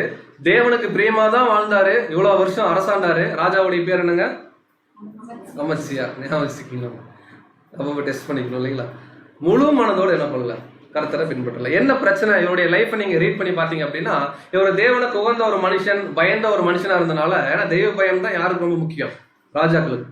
தெய்வ பயத்தோடு இருந்தனால ஏதோமியர்கள் சண்டைக்கு வராங்க. தேவன் என்ன பண்றாருன்னா, இந்த அமத்சியா ராஜாக்கு ஒரு அருமையான ஒரு விக்டரி என்ன பண்றாருன்னா அங்க கட்டளையிடுறாரு. இவங்க போய் அழகா ஏதோமியர் என்ன பண்றாங்கன்னா ஜெயிக்கிறாங்க. ஜெயிச்ச உடனே ஏதோம்ல சில விக்கிரகம் இருக்கும் பாருங்க. பிரச்சனை அதுதான். ஏதோம்ல சில விக்கிரகம் இருக்கும் பாருங்க. நம்ம இதுக்கு முன்னாடி இந்த ஆகான் படத்துல எல்லாம் பார்த்துருக்கோம். ஒரு ஊர்ல போய் ஜெயிச்சிங்கன்னா இதெல்லாம் தொடக்கூடாதுன்னா நம்மளால என்ன பண்ணாங்க, அதைத்தான் எடுத்துட்டு வருவாங்க. கிட்டத்தட்ட அதே தான். அங்க இருக்கக்கூடிய சில தெய்வ வணக்கத்தை எடுத்துட்டு வந்து, அந்த தெய்வ வணக்கங்கள் தனக்கு ஏதாவது, அங்க இருக்கிற மனுஷர்கள் தனக்கு ஏதாவது கைடன்ஸ் கொடுப்பாங்கன்னு சொல்லி கம்ப்ளீட்டா தேவனை விட்டு விலகி விக்கிரக ஆராதனைக்குள்ள போன ஒரு ராஜா. இதன் நிமித்தமா என்னாச்சுன்னா அவங்க ஊர்லயே ஒரு புரட்சி வெடிச்சிருச்சு. இப்படி நல்லா இருந்த மனுஷன் இப்படி தவறு பண்றாருன்னு சொல்லி ஊருக்குள்ள புரட்சி வெடிச்சு ஜனங்களே சேர்ந்து ஒரு சூழ்நிலையோட தள்ளி கொண்டு போடுறாங்க. ஸோ இதுதான் அந்த ராஜாவுடைய ஸ்டோரியுடைய ஒரு மிக சுருக்கம். நல்ல ஸ்டோரியா இருக்குன்னு நினைக்காதீங்க, ரொம்ப மோசமான ஸ்டோரி. வாசிக்கலாம். 2 நாளாகமம் 25ஆம் அதிகாரம் 14 மற்றும் 15. 2 நாளாகமம் 25ஆம் அதிகாரம் 14 மற்றும் 15. ஒரு क्वेश्चन. இந்த ராஜாவுடைய பேர் அமத்சியா. ஓகே. அமத்சியா ஏதோமியரை முறியடித்து சேயீர் புத்திரரின் தெய்வங்களை கொண்டு வந்த. அது என்ன? ஏதோமியர்கள், சேயீர் புத்திரர் ரெண்டுமே ஒண்ணுதான். நம்ம ஒபதியா ப்ராஃபஸிலாம் கூட நம்ம என்ன பண்ணிருப்போம்னா பார்த்துருப்போம். அதோடைய கேபிட்டல் எப்படி நம்ம இது சொல்றோம், நினிவே சொல்றோம் இல்லைங்களா, அந்த மாதிரி சொல்றோம். சேயீர் புத்திரரின் தெய்வங்களை கொண்டு வந்து அவன் அவைகளை தனக்கு தெய்வங்களாக வைத்து. ஆக்சுவலா இந்த இவர் போய் ஏதோமியரை முறியடிச்சதே யாருடைய கைடன்ஸ்ல? தேவன். ஏன்னா தேவனுடைய கைடன்ஸ்ல தான் ஒரு ராஜானால என்ன பண்ண முடியும், ஜெயிக்க முடியும். இப்ப தேவனை நம்பி போய் ஜெயிச்சுட்டு எப்படி இருக்குன்னு கொஞ்சம் யோசிச்சு பாருங்க தேவனுடைய மனசு. அந்த ஊர்ல ஏதோ ஒரு சிலை வணக்கத்தை பார்த்துட்டு அதை கொண்டு வந்து வச்சுக்கிட்டு அதை என்னாக்கிட்டாரா, தனக்கு தெய்வமா மாத்திட்டாருன்னா எந்த அளவுக்கு ஒரு மோசமான ஒரு கேரக்டர் இருந்திருக்கும் பாருங்க. தனக்கு தெய்வங்களாக மாத்தி அவைகளுக்கு முன்பாக பணிந்து அவைகளுக்கு தூபம் காட்டினான். அப்படியே சரண்டர். பிதாவாகிய தேவனுக்கு நீ முழு மனசோட சரண்டர் ஆகுப்பா அப்படின்னா, இந்த ராஜா அப்படியே தன்னுடைய 2வது பகுதி வாழ்க்கையில் என்ன பண்றாருன்னா அந்நிய வணக்கத்துக்கு தலை சாய்த்து அப்படியே அதுக்கு தூபம் என்ன பண்றாருன்னா காட்ட ஆரம்பிக்கிறார். தொடர்ந்து 15ஆம் வசனம். 15ஆம் வசனம். அப்பொழுது கர்த்தர் அமத்சியாவின் மேல் கோபம் உண்டவராகி அவனிடத்துக்கு ஒரு தீர்க்கதரிசியை அனுப்பினார். இவன் அவனை நோக்கி, தங்கள் ஜனத்தை உமது கைக்கு தப்புவிக்காதே போன ஜனத்தின் தெய்வங்களை நீர் நாடுவானே என்றான். என்ன சொல்றாருன்னா ரொம்ப எளிமையா ஒரு தீர்க்கதரிசி அனுப்புறாரு தேவன். ஏப்பா நீ சண்டைக்கு போற, எந்த ராஜா? அமத்சியா. எப்படி ஜெயிச்ச? தீர்க்கதரிசி கேட்கிறாரு. தேவனுடைய கைடன்ஸ்ல ஜெயிச்சன்னு சொல்லியிருப்பாரு, ஒருவேளை சொல்லியிருந்தாருன்னா. உடனே சொல்றாரு, தோத்தது யாரு? புறஜாதி கடவுளை வணங்குறவங்க. அவங்க புறஜாதி கடவுளை வணங்குறதுனாலதான் தோத்தாங்கன்னு உனக்கு தெரியுது. திருப்பி அந்த கடவுளை கொண்டு வந்து உனக்கு தெய்வமா வச்சு எனக்கு ஏதாவது சப்போர்ட் பண்ணுன்னு சொன்னா இது எந்த வகையிலப்பா நியாயம் அப்படின்னு சொல்லி தீர்க்கதரிசி கேட்கிறாரு. ஆனாலும் அவர் காது என்ன பண்ணல. கரெக்டா இல்லைங்களா? ஒரு தவறு பண்ணும்போது பண்றது தவறுன்னு சொல்லி ஒரு சகோதரர் நமக்கு சொல்லும் போது சம்டைம்ஸ் நமக்கு என்ன ஆகுது, காது கேட்காது. கிட்டத்தட்ட அதே பிரச்சனை தான் இங்க. ஸோ தொடர்ந்து என்ன நடக்குதுன்னு பாருங்க. இவர் இந்த மாதிரி தவறான ஒரு சூழ்நிலைக்குள்ள போனோன்னு ஊருக்குள்ளேயே பிரச்சனை ஆரம்பிச்சிருச்சு. வாசிக்கலாம். 2 நாளாகமம் 25ஆம் அதிகாரம் 27 மற்றும் 28. 2 நாளாகமம் 25ஆம் அதிகாரம் 27 மற்றும் 28ஆம் வசனம். அமத்சியா கர்த்தரை விட்டு பின்வாங்கின காலம் முதற்கொண்டு எருசலேமில் இருந்தவர்கள் அவனுக்கு விரோதமாக கட்டுப்பாடு பண்ணி கொண்டார்கள். ஏன் கட்டுப்பாடு பண்ணி கொண்டாருங்களா? தேவனுக்கு உகந்த ஒரு மனுஷனா இருந்து ஜனங்களை வழி நடத்துறது தான் யாருன்னு பாத்தீங்கன்னா ராஜா. இவர் நல்லா இருந்த மனுஷன் போய் புறஜாதி கடவுளை வளர்ந்தோடனே இப்போ உள்ளுக்குள்ளேயே வந்து பாத்தீங்கன்னா பிரச்சனை என்ன ஆகுதுன்னா பெருசாக ஆரம்பிக்குது. இதன் நிமித்தமா என்ன ஆகுறாருன்னா இவர் ஓடி போறாரு ஊரை விட்டு. ஓடி போறது யாரு? ராஜா. வாசிங்க. அது நிமித்தம் அவன் லாகீசுக்கு ஓடி போனான். ஆனாலும் அவன் பிறகே லாகீசுக்கு மனுஷரை அனுப்பினார்கள். அவங்க விடுறதா இல்ல. பிரச்சனை ராஜா தான் ஜனங்க கண்டுபிடிச்சோன்னே கொஞ்சம் நல்லவங்க இருப்போம் போல இருக்கு. அடுத்த ஊருக்கு ஓடுறாரு. பின்னாடியே ஜனங்கள் என்ன பண்றாங்கன்னா துரத்திட்டு போய் அங்கேயே இந்த ராஜா என்ன பண்றாங்கன்னா அமத்சியாவை கொல்றாங்க. வாசிக்கலாம். அவர்கள் அங்கே அவனை கொன்று போட்டு குதிரைகள் மேல் அவனை எடுத்து வந்து யூதாவின் நகரத்தில் அவன் பிதாக்கள் அண்டையிலே அடக்கம் பண்ணினார். ஜனங்களுக்கு ஒரு நல்ல மனசு பாத்தீங்களா? என்னதான் ராஜா வந்து தப்பு பண்ணிட்டாருன்னு சொல்லி கொண்டு போட்டாலும் கொன்னதோட பிரச்சனை முடிஞ்சுல, அந்த பாடியை தூக்கி வீசிட்டு வரல. நல்ல ராஜாவாச்சே ஆரம்பத்துல கொஞ்சம் தாவீது நேரத்துல தான் இவங்க எல்லாம் அடக்கம் பண்ணுன்னு சொல்லி ஒரு குதிரை மேல தூக்கி போட்டு கொண்டு தினம் பண்ணியிருக்காங்க அடக்கம். இந்த அமத்சியா ராஜா நிறைய சரித்திரங்கள் உங்களுக்கு குறிச்சிருக்கு. நம்ம பாடத்துக்கு சுருக்கமாக தான் எடுத்துருக்கோம். இவர் பண்ண ஒரு மேஜர் ஒரே ஒரு மிஸ்டேக் என்ன அப்படின்னு பாத்தீங்கன்னா, தேவனுடைய கைடன்ஸ்ல இவர் இருந்தார், கரெக்டா போயிட்டு இருந்துச்சு. தேவன் தன்னுடைய வாழ்க்கையில எல்லாமே வெற்றி கொடுத்தார். வெற்றியை கொடுத்தோன்னே கொஞ்சம் அப்படியே டைவெர்ட் ஆகி அந்நிய ஜாதி வணக்கத்தை பார்த்து அப்படியே சிலை வழிபாடுக்குள்ள போனாரு. பிரச்சனை வந்துச்சு. சொந்த ஜனங்கள் என்ன பண்ணிட்டாங்க, அடிச்சு கொண்டாங்க. ஸோ இவர் நம்ம கற்பிக்கக்கூடிய ஒரே பாடம் என்னன்னா, விக்கிரக ஆராதனை நல்ல சத்தியத்துக்குள்ள இருக்கிறோம், நல்லா நம்ம வாழ்ந்துட்டு இருக்கிறோம். ஒரு டைம் பீரியட்ல ஒருவேளை நம்ம தவறதுக்கு எப்படி வாய்ப்பு இருக்குன்னா, ஏதோ ஒரு பொருளையோ ஒரு மனுஷனையோ நம்ம என்ன ஆயிரோம்னு பார்த்தீங்கன்னா ஒரு விக்கிரக ஆராதனைக்குள்ள கொண்டு போயிடும். உதாரணத்துக்கு நமக்கு யாராவது பிடிச்சிருக்குன்னு வச்சுக்கோங்களேன், தேவனா அவங்களா அப்படின்னு பார்க்கும்போது நம்ம எதனா டிசைட் பண்ணணும். செல்போன் ஆகட்டும், லேப்டாப் ஆகட்டும், சக மனுஷனாகட்டும், குடும்பமாகட்டும், எதை வேணா எடுத்துக்கலாம். தேவனா மற்ற விஷயங்களான்னு பார்க்கும்போது தேவனுடைய பிள்ளைகள், அதுவும் ராஜாக்களா இந்த ஒரு அழைப்புக்குள்ள இருக்கிற பிள்ளைகள் எதுக்கு ப்ரையாரிட்டி கொடுக்கணும் அப்படின்னு பார்த்தீங்கன்னா, ஒரு புது சிருஷ்டி தேவனுக்கு தான். பட் இவர் எதை தவறு விட்டாருன்னா, தேவனை விட்டு அப்படியே என்ன பண்றாருன்னா புறஜாதிக்கு போயிட்டார். இதனால என்ன பிரச்சனைனா, உள்ளூர் ஆளுகளே அடிச்சு விட்டாங்க. ஸோ இதுதான் இந்த ராஜா கிட்ட நம்ம கத்துக்கிறோம். ஸோ 7 ராயல் ஃபெயிலியர்ஸ்ல எத்தனை ஃபெயிலியர் பார்த்துருக்கோம்? 5 பார்த்துருக்கோம். ஸோ இனி வரக்கூடிய ராஜாக்கள் 2 ராஜா ரொம்ப ஃபேமஸான ராஜா. 6வது ராஜா யார் அப்படின்னு பார்த்தீங்கன்னா, அவருடைய பையன் அமத்சியாவுடைய பையன் யாருன்னா உசியா. ஸோ இந்த உசியா ராஜா குறித்து சில பாடங்கள்ல சில கருத்துக்கள் நம்ம சொல்லியிருக்கிறோம். ஸோ இவருடைய காரியம் ஆரம்பிக்கும் போதும் ரொம்ப பர்ஃபெக்டா ஆரம்பிக்கிறாரு. வாசிக்கலாம் பாருங்க. 2 நாளாகமம் 26ஆம் அதிகாரம் 4 மற்றும் 5 வசனம். 2 நாளாகமம் 26ஆம் அதிகாரம் 4 மற்றும் 5ஆம் வசனம். அவன் தன் தகப்பனாகிய அமத்சியா செய்தபடியெல்லாம் கர்த்தரின் பார்வைக்கு செம்மையானதை செய்து, தேவனுடைய தீர்க்கதரிசிகளில் புத்திமானாய் இருந்த சகரியாவின் நாட்களிலே தேவனை தேட மனதிறங்கி இருந்தான். அவன் கர்த்தரை தேடின நாட்களில் தேவன் அவன் காரியங்களை வாய்க்கச் செய்தார். இங்கேயும் தேவன் ஒரு க்ளூ கொடுக்கிறாரு இந்த ராஜாக்கு. ஏதோ ஒரு கண்டிஷன் அப்ளை அப்படிங்கிற மாதிரி இல்லைங்களா? நம்ம நிறைய ஆட் பார்ப்போமே, 50% ஆஃபர் அப்படின்னு போட்டு கண்டிஷன் அப்ளைன்ற மாதிரி இங்க என்ன சொல்றாருன்னா, அவன் கர்த்தரை தேடின நாட்களில். அப்ப தேடாத ஒரு நாள் என்ன இருக்கு, இருந்திருக்கு. இந்த ராஜா பாருங்க, தன்னுடைய அப்பா அமத்சியா மாதிரியே நல்லா இருந்தார். ஆனா அவரு கடைசியில் என்ன ஆனார்? சோரம் போனார். வசனம் அப்படிதான் ஆரம்பிக்குது. அவர் மாதிரி நன்மை செஞ்சாருங்க. கர்த்தரை தேடின டைம்ல அவருக்கு என்னதான் கிடைச்சிருக்கு? கம்ப்ளீட்டா அவருக்கு என்ன கிடைச்சிருக்குன்னா ஜெயம். அவர் நினைச்ச காரியம் எல்லாம் அங்க வாய்ச்சிருச்சு. ஒருவேளை நம்ம நினைக்கிறதெல்லாம் நடந்துட்டே இருக்குன்னு வச்சுக்கோங்களேன். நம்ம எது நினைச்சாலும் நடக்குது இந்த உலகத்துல. ஒரு சாதாரண மனுஷன் எடுத்துக்கலாம், நம்மளை எடுத்துக்கலாம். உடனே என்ன ஆகும்? தொட்டதெல்லாம் வாய்க்குது அப்படின்னா உடனே என்ன ஆகும்னா, நம்மளை அறியாமையே, தேவனுடைய பிள்ளைகளுக்கு அது வரக்கூடாது, நம்மளை அறியாமையே நம்ம அப்படியே மேல என்ன ஆகும், கொஞ்சம் பரப்போம். ஒரு மனமேட்டிமே என்ன ஆகும்னா வரும். எக்ஸாக்டா இந்த ராஜா கதை வந்துச்சு. என்னது, நான் பண்ணதெல்லாம் பர்ஃபெக்டா நடக்குது, அப்ப நான் என்ன பண்ணாலும் நடக்கும் போல இருக்கேன்னு சொல்லிட்டு ஒரு மாதிரி அப்படியே எல்லாம் நடக்க இந்த ராஜாக்கு என்ன ஆயிடுச்சுன்னா, அப்ப நான் என்ன வேணா பண்ணலாம், என்ன வேணா பண்ணலான்னு இவருக்குள்ள வந்த ஒரு கேரக்டர் தான் என்னன்னா, எக்ஸ்ட்ரீமா போய் தேவனுடைய ஆலயத்துக்குள்ள நான் என்ன பண்றேன், வரேன், ஆசாரங்கள்லாம் வெளியே போங்க, நானே என்ன பண்ணிக்கிறேன் உள்ள போய் அந்த தூபம் காட்டுறேன்னு சொல்லி போனாரு. தேவனுக்கு பயங்கரமான கோபம் வந்துருச்சு. நீ நல்ல கேரக்டர் காமிக்கிறேன்றனாலதான் உனக்கு என்ன கொடுத்த, உன் வாழ்க்கையில நன்மையை கொடுத்த, இந்த அளவுக்கு மனமேட்டுமை ஆனேன்னு சொல்லி தேவன் ஒரு அடி அடிக்கிறார் இந்த ராஜாவை. சோ வாசிக்கலாம், அதை குறித்து நமக்கு தெரியும். 2 ராஜாக்கள் 2 நாளாகமம் 26ஆம் அதிகாரம் 16வது வசனம். 2 நாளாகமம் 26ஆம் அதிகாரம் 16ஆம் வசனம். அவன் பலப்பட்ட போது தனக்கு கேடு உண்டாகும் மட்டும் அவனுடைய மனம் மேட்டிமையாகி. எப்படி வசனம் ஆரம்பிக்குது பாருங்க. அவன் பலப்பட்ட போது, நல்லா அப்படியே வளர்ந்து வராரு. பலப்பட்ட போது தனக்கு கேடு உண்டாகும் மட்டும், மோசமா போற வரைக்கும் உச்சகட்ட மேட்டிமை. நம்ம பாபிலோன் பாடத்துல பாக்குற மாதிரி அவருடைய பாவம் என்ன ஆயிடுச்சு, வான பரியந்தம் அளவுக்கு அவனுடைய மனம் மேட்டிமையாகி தன் தேவனாகிய கர்த்தருக்கு விரோதமாக மீறுதல் செய்து தூப பீடத்தின் மேல் தூபம் காட்ட கர்த்தருடைய ஆலயத்திற்குள் பிரவேசித்தார். ஆக்சுவலா இது யாருடைய வேலை? ஒரு ஆசாரியருடைய வேலைய இவர் என்ன, உச்சகட்ட மேட்டிமை, நான் நினைக்கிறதெல்லாம் நடக்குது, அப்போ நான் நினைச்சா நடக்கும், நான் பண்ணா அது கரெக்ட் அப்படின்னு சொல்லி நேர ஆலயத்துக்குள்ள போய் ஆசாரியன் செய்ய வேண்டிய ஒரு முக்கியமான வேலை தேவன் சொன்னார், வேற யாரும் இதை பண்ணக்கூடாதுன்னு சொல்லியிருக்காரு. இதெல்லாம் இந்த ராஜாக்கு தெரியும். மனம் மேட்டிமையாச்சுன்னா என்ன ஆகுங்க?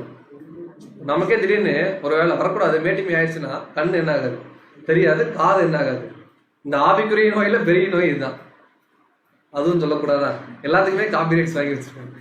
கண்ணும் கேட்காது, காதும் என்ன ஆகாதுங்க, சரி கண்ணும் பார்க்க முடியாது, காதும் கேட்காது. கம்ப்ளீட் என்னன்னு பாத்தீங்கன்னா, யார் என்ன அட்வைஸ் பண்ணாலும், ஒருவேளை எனக்கு அந்த மேட்டிமை வந்துருச்சுன்னா எனக்கு யார் என்ன அட்வைஸ் பண்ணாலும் அந்த மாதிரிதான் இந்த ராஜா.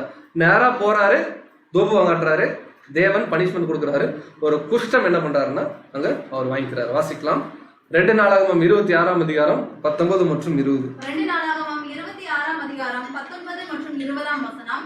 அப்பொழுது உசியா கோபம் கொண்டு அவன் தூப கலசத்தை தன் கையிலே பிடித்து ஆசாரியரோட கோபமாய் பேசுகிற போது, ஆசாரியருக்கு முன்பாக கர்த்தருடைய ஆலயத்திலே தூப பீடத்தின் முன் நிற்கிற அவனுடைய நெற்றியிலே குஷ்டரோகம் தோன்றிற்று. சோ தேவன் ரொம்ப கோபப்பட்டாருன்னா, அவங்க தேவனுடைய ஊழியக்காரராக இருந்தா அவங்களுக்கு கொடுக்குற ஒரு சின்ன பனிஷ்மெண்ட் தான் கிட்டத்தட்ட மிரியாம் வாங்குவாங்க.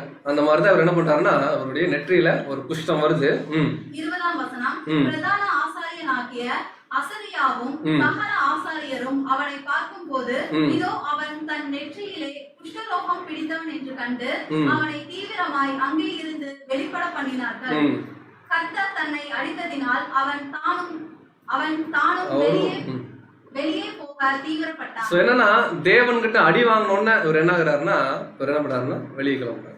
சோ இந்த ராஜா பண்ண ராயல் ஃபெயிலியர் என்னன்னா, ராஜாக்களுக்காக பயன்படுத்தப்பட்ட ஒரு வார்த்தை. ஃபெயிலியர் என்னன்னா, தனக்கு தேவன் எல்லாமே நன்மையானதை கொடுக்கும் போது இவர் எப்படி புரிஞ்சுக்கல அப்படின்னா, நம்ம தேவனுக்கு உகந்து கீழ்ப்படிந்து தெய்வ பயமா இருக்கிறனாலதான் கிடைக்குதுன்னு நினைக்காம, அப்படியே எல்லாத்தையும் மறந்து மனம் மேட்டிமையாகி நான் என்ன வேணா பண்ணலாம்னு சொல்லி கிட்டத்தட்ட அந்நிய காரியம் மாதிரிதான். பிரதான ஆசாரியர்கள் பண்ண வேண்டிய வேலையை நான் பண்றேன்னு உள்ள போனாரு. தேவன் என்ன பண்ணாருன்னா ஒரு குஷ்டத்தை கட்டளையிட்டார். இதுல இருந்து நமக்கு என்ன பாடம் அப்படின்னு பாத்தீங்கன்னா, நம்மளும் ஒருவேளை தேவனுக்கு உகந்த பிள்ளையாக நம்ம ஊழியம் பண்றோம், இல்ல தேவனுக்கு உகந்த ஒரு வாழ்க்கை வாழும் போது, ஒருவேளை தேவன் நமக்கு நன்மையான காரியங்கள்லாம் கொடுக்குறாரு, நம்ம சில விஷயங்களா தேவனுக்காக பிரயாசப்படுறது எல்லாமே நல்லபடியா நடக்குது அப்படின்னு எடுக்கும்போது, உடனே நமக்கு என்ன குணலட்சணம் வந்துடக்கூடாதுன்னு இந்த ராஜா கற்றுக் கொடுக்குறாருன்னா, மனம் மேட்டிமையா இருக்கக்கூடாது. இன்னொரு சகோதரர் இருக்கிறாரு, நம்ம கூட நம்ம இருக்கிறோம், நம்ம செய்யறதெல்லாம் கொஞ்சம் பர்ஃபெக்டா நடந்துட்டே இருக்கு. இன்னொரு சகோதரர் பிரதர் இதை பண்ணிக்கலாம் அப்படின் போது, இல்ல உங்களுக்கு ஒண்ணும் தெரியாது நானே பண்ணிக்கிறேன் அப்படின்னு நான் சொல்றேன்னு வச்சுக்கோங்களேன், இதுதான் மேட்டுமையின் உச்சகட்டம். அப்போ எனக்குள்ள ஒரு எண்ணம் வந்துடும்னா, அப்போ நம்ம பண்ணா கரெக்ட். ஸோ எக்ஸாக்டா இந்த ராஜாவுடைய மைண்டு நமக்கு வந்த மாதிரி தான். ஸோ இந்த ராஜாக்கள் அழைப்புக்குள்ள நமக்கு கூட இந்த ஒரு மைண்டு வரக்கூடாதுங்கிறது தான் உசியா ராஜா நம்ம கற்றுக் கொடுக்குறார். முக்கியமான விஷயம் மன மேட்டிமை. சாத்தானுக்கு இருந்த ஒரு பிரதான கேரக்டர் தான் இல்லைங்களா, நமக்கு அறவே இருக்கக்கூடாதுன்னு பார்த்தோம். இது எத்தனாவது ராஜாங்க? 6வது ராஜா. ஸோ கடைசி ராஜா யார் அப்படின்னு பார்த்தீங்கன்னா எசேக்கியா. நமக்கு நல்லா தெரியும், ரொம்ப ஃபெமிலியரான ஒரு ராஜா. ஈவன் பைபிள்ல இவர் மாதிரி நல்ல சர்டிபிகேட் வாங்கினவர் யாருமே இல்லை. நம்ம பார்க்குறோம், வாசிக்கலாம். 2 ராஜாக்களின் புஸ்தகம் 18ஆம் அதிகாரம் 5 மற்றும் 6 வசனம். 2 ராஜாக்கள் 18ஆம் அதிகாரம் 5 மற்றும் 6ஆம் வசனம். அவன் இஸ்ரவேலின் தேவனாகிய கர்த்தரின் மேல் வைத்த நம்பிக்கையிலே அவனுக்கு பின்னும் அவனுக்கு முன்னும் இருந்த யூதாவின் ராஜாக்களில் எல்லாம் அவனை போல் ஒருவனும் இருந்ததில்லை. என்ன சொல்றாரு? இவருக்கு எக்ஸ்ட்ரீம் நல்ல சர்டிபிகேட். அப்புறம் பிரதர் இவரை ஃபெயிலியர் லிஸ்ட்ல கொண்டு வந்திருக்கீங்கன்னா, சில மிஸ்டேக்ஸ் அவர் பண்ணதான் நம்ம பாடத்துல பார்க்கணும். ரொம்ப அருமையான ஒரு ராஜா, இந்த மாதிரி ஒரு ராஜா இருந்ததே இல்லைன்னு சொல்லி தேவன் பர்ஃபெக்ட்டா ஒரு சர்டிபிகேட் கொடுக்கிறார். அடுத்தது 6ஆம் வசனம். அவன் கர்த்தரை விட்டு பின்வாங்காமல் அவரை சார்ந்திருந்து கர்த்தர் மோசேக்கு கற்பித்த அவருடைய கற்பனைகளை கைக்கொண்டு நடந்தார். யோசிச்சு பாருங்களேன், பைபிள் இப்படி ஒரு சர்டிபிகேட் கொடுத்துச்சுன்னா, நியாயப்பிரமாணத்தின்படி இவர் என்ன பண்ணாரு? பர்ஃபெக்டா இருந்தாருன்னு சொல்லி இவருடைய லைஃப் ஆரம்பிக்குது. தொடர்ந்து தேவன் இவருக்கு எப்படி எல்லாம் நன்மை கொடுக்கிறாரு பாருங்க. 7 மற்றும் 8 வசனம். 7ஆம் வசனம். ஆகையால் கர்த்தர் அவனோடு இருந்தார், அவன் போகிற இடம் எங்கும் அவனுக்கு அனுகூலமாயிற்று. இப்படி எல்லாம் நம்மளை பத்தி வசனம் பைபிள்ல இருந்துச்சுன்னு வச்சுக்கோங்களேன், எப்படி இருக்கும்? அவன் போகிற இடமெல்லாம் என்ன ஆச்சு? அவனுக்கு அனுகூலமாயிற்று. அவன் அசீரியா ராஜாவை சேவிக்காமல் அவன் அதிகாரத்தை தள்ளிவிட்டான். 8ஆம் வசனம்.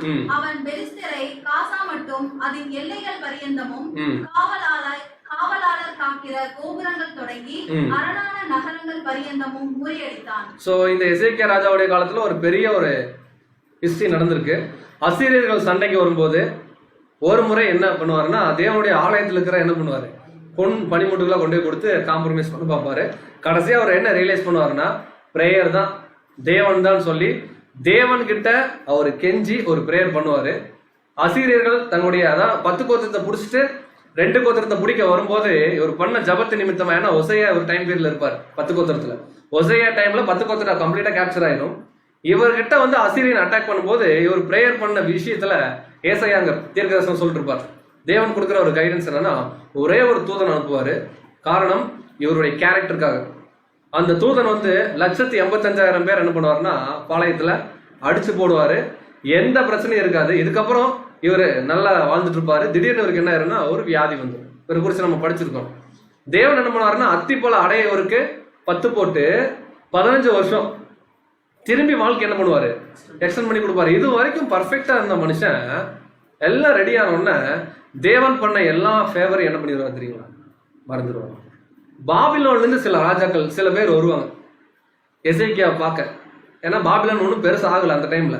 பாபிலோன்ல இருந்து சில பேர் எசேக்கியா பார்க்க வரும்போது வாங்க அப்படின்னு சொல்லி போட்டு தன் அரண்மனையில் இருக்கிற எல்லாத்தையும் அப்படி பயங்கரமா காமிப்பார். பாருங்க எவ்வளவு சேர்த்து வச்சிருக்கேன் பாருங்க, இதெல்லாம் என்னுடையதான் சொல்லி பயங்கரமா காமிப்பாரு.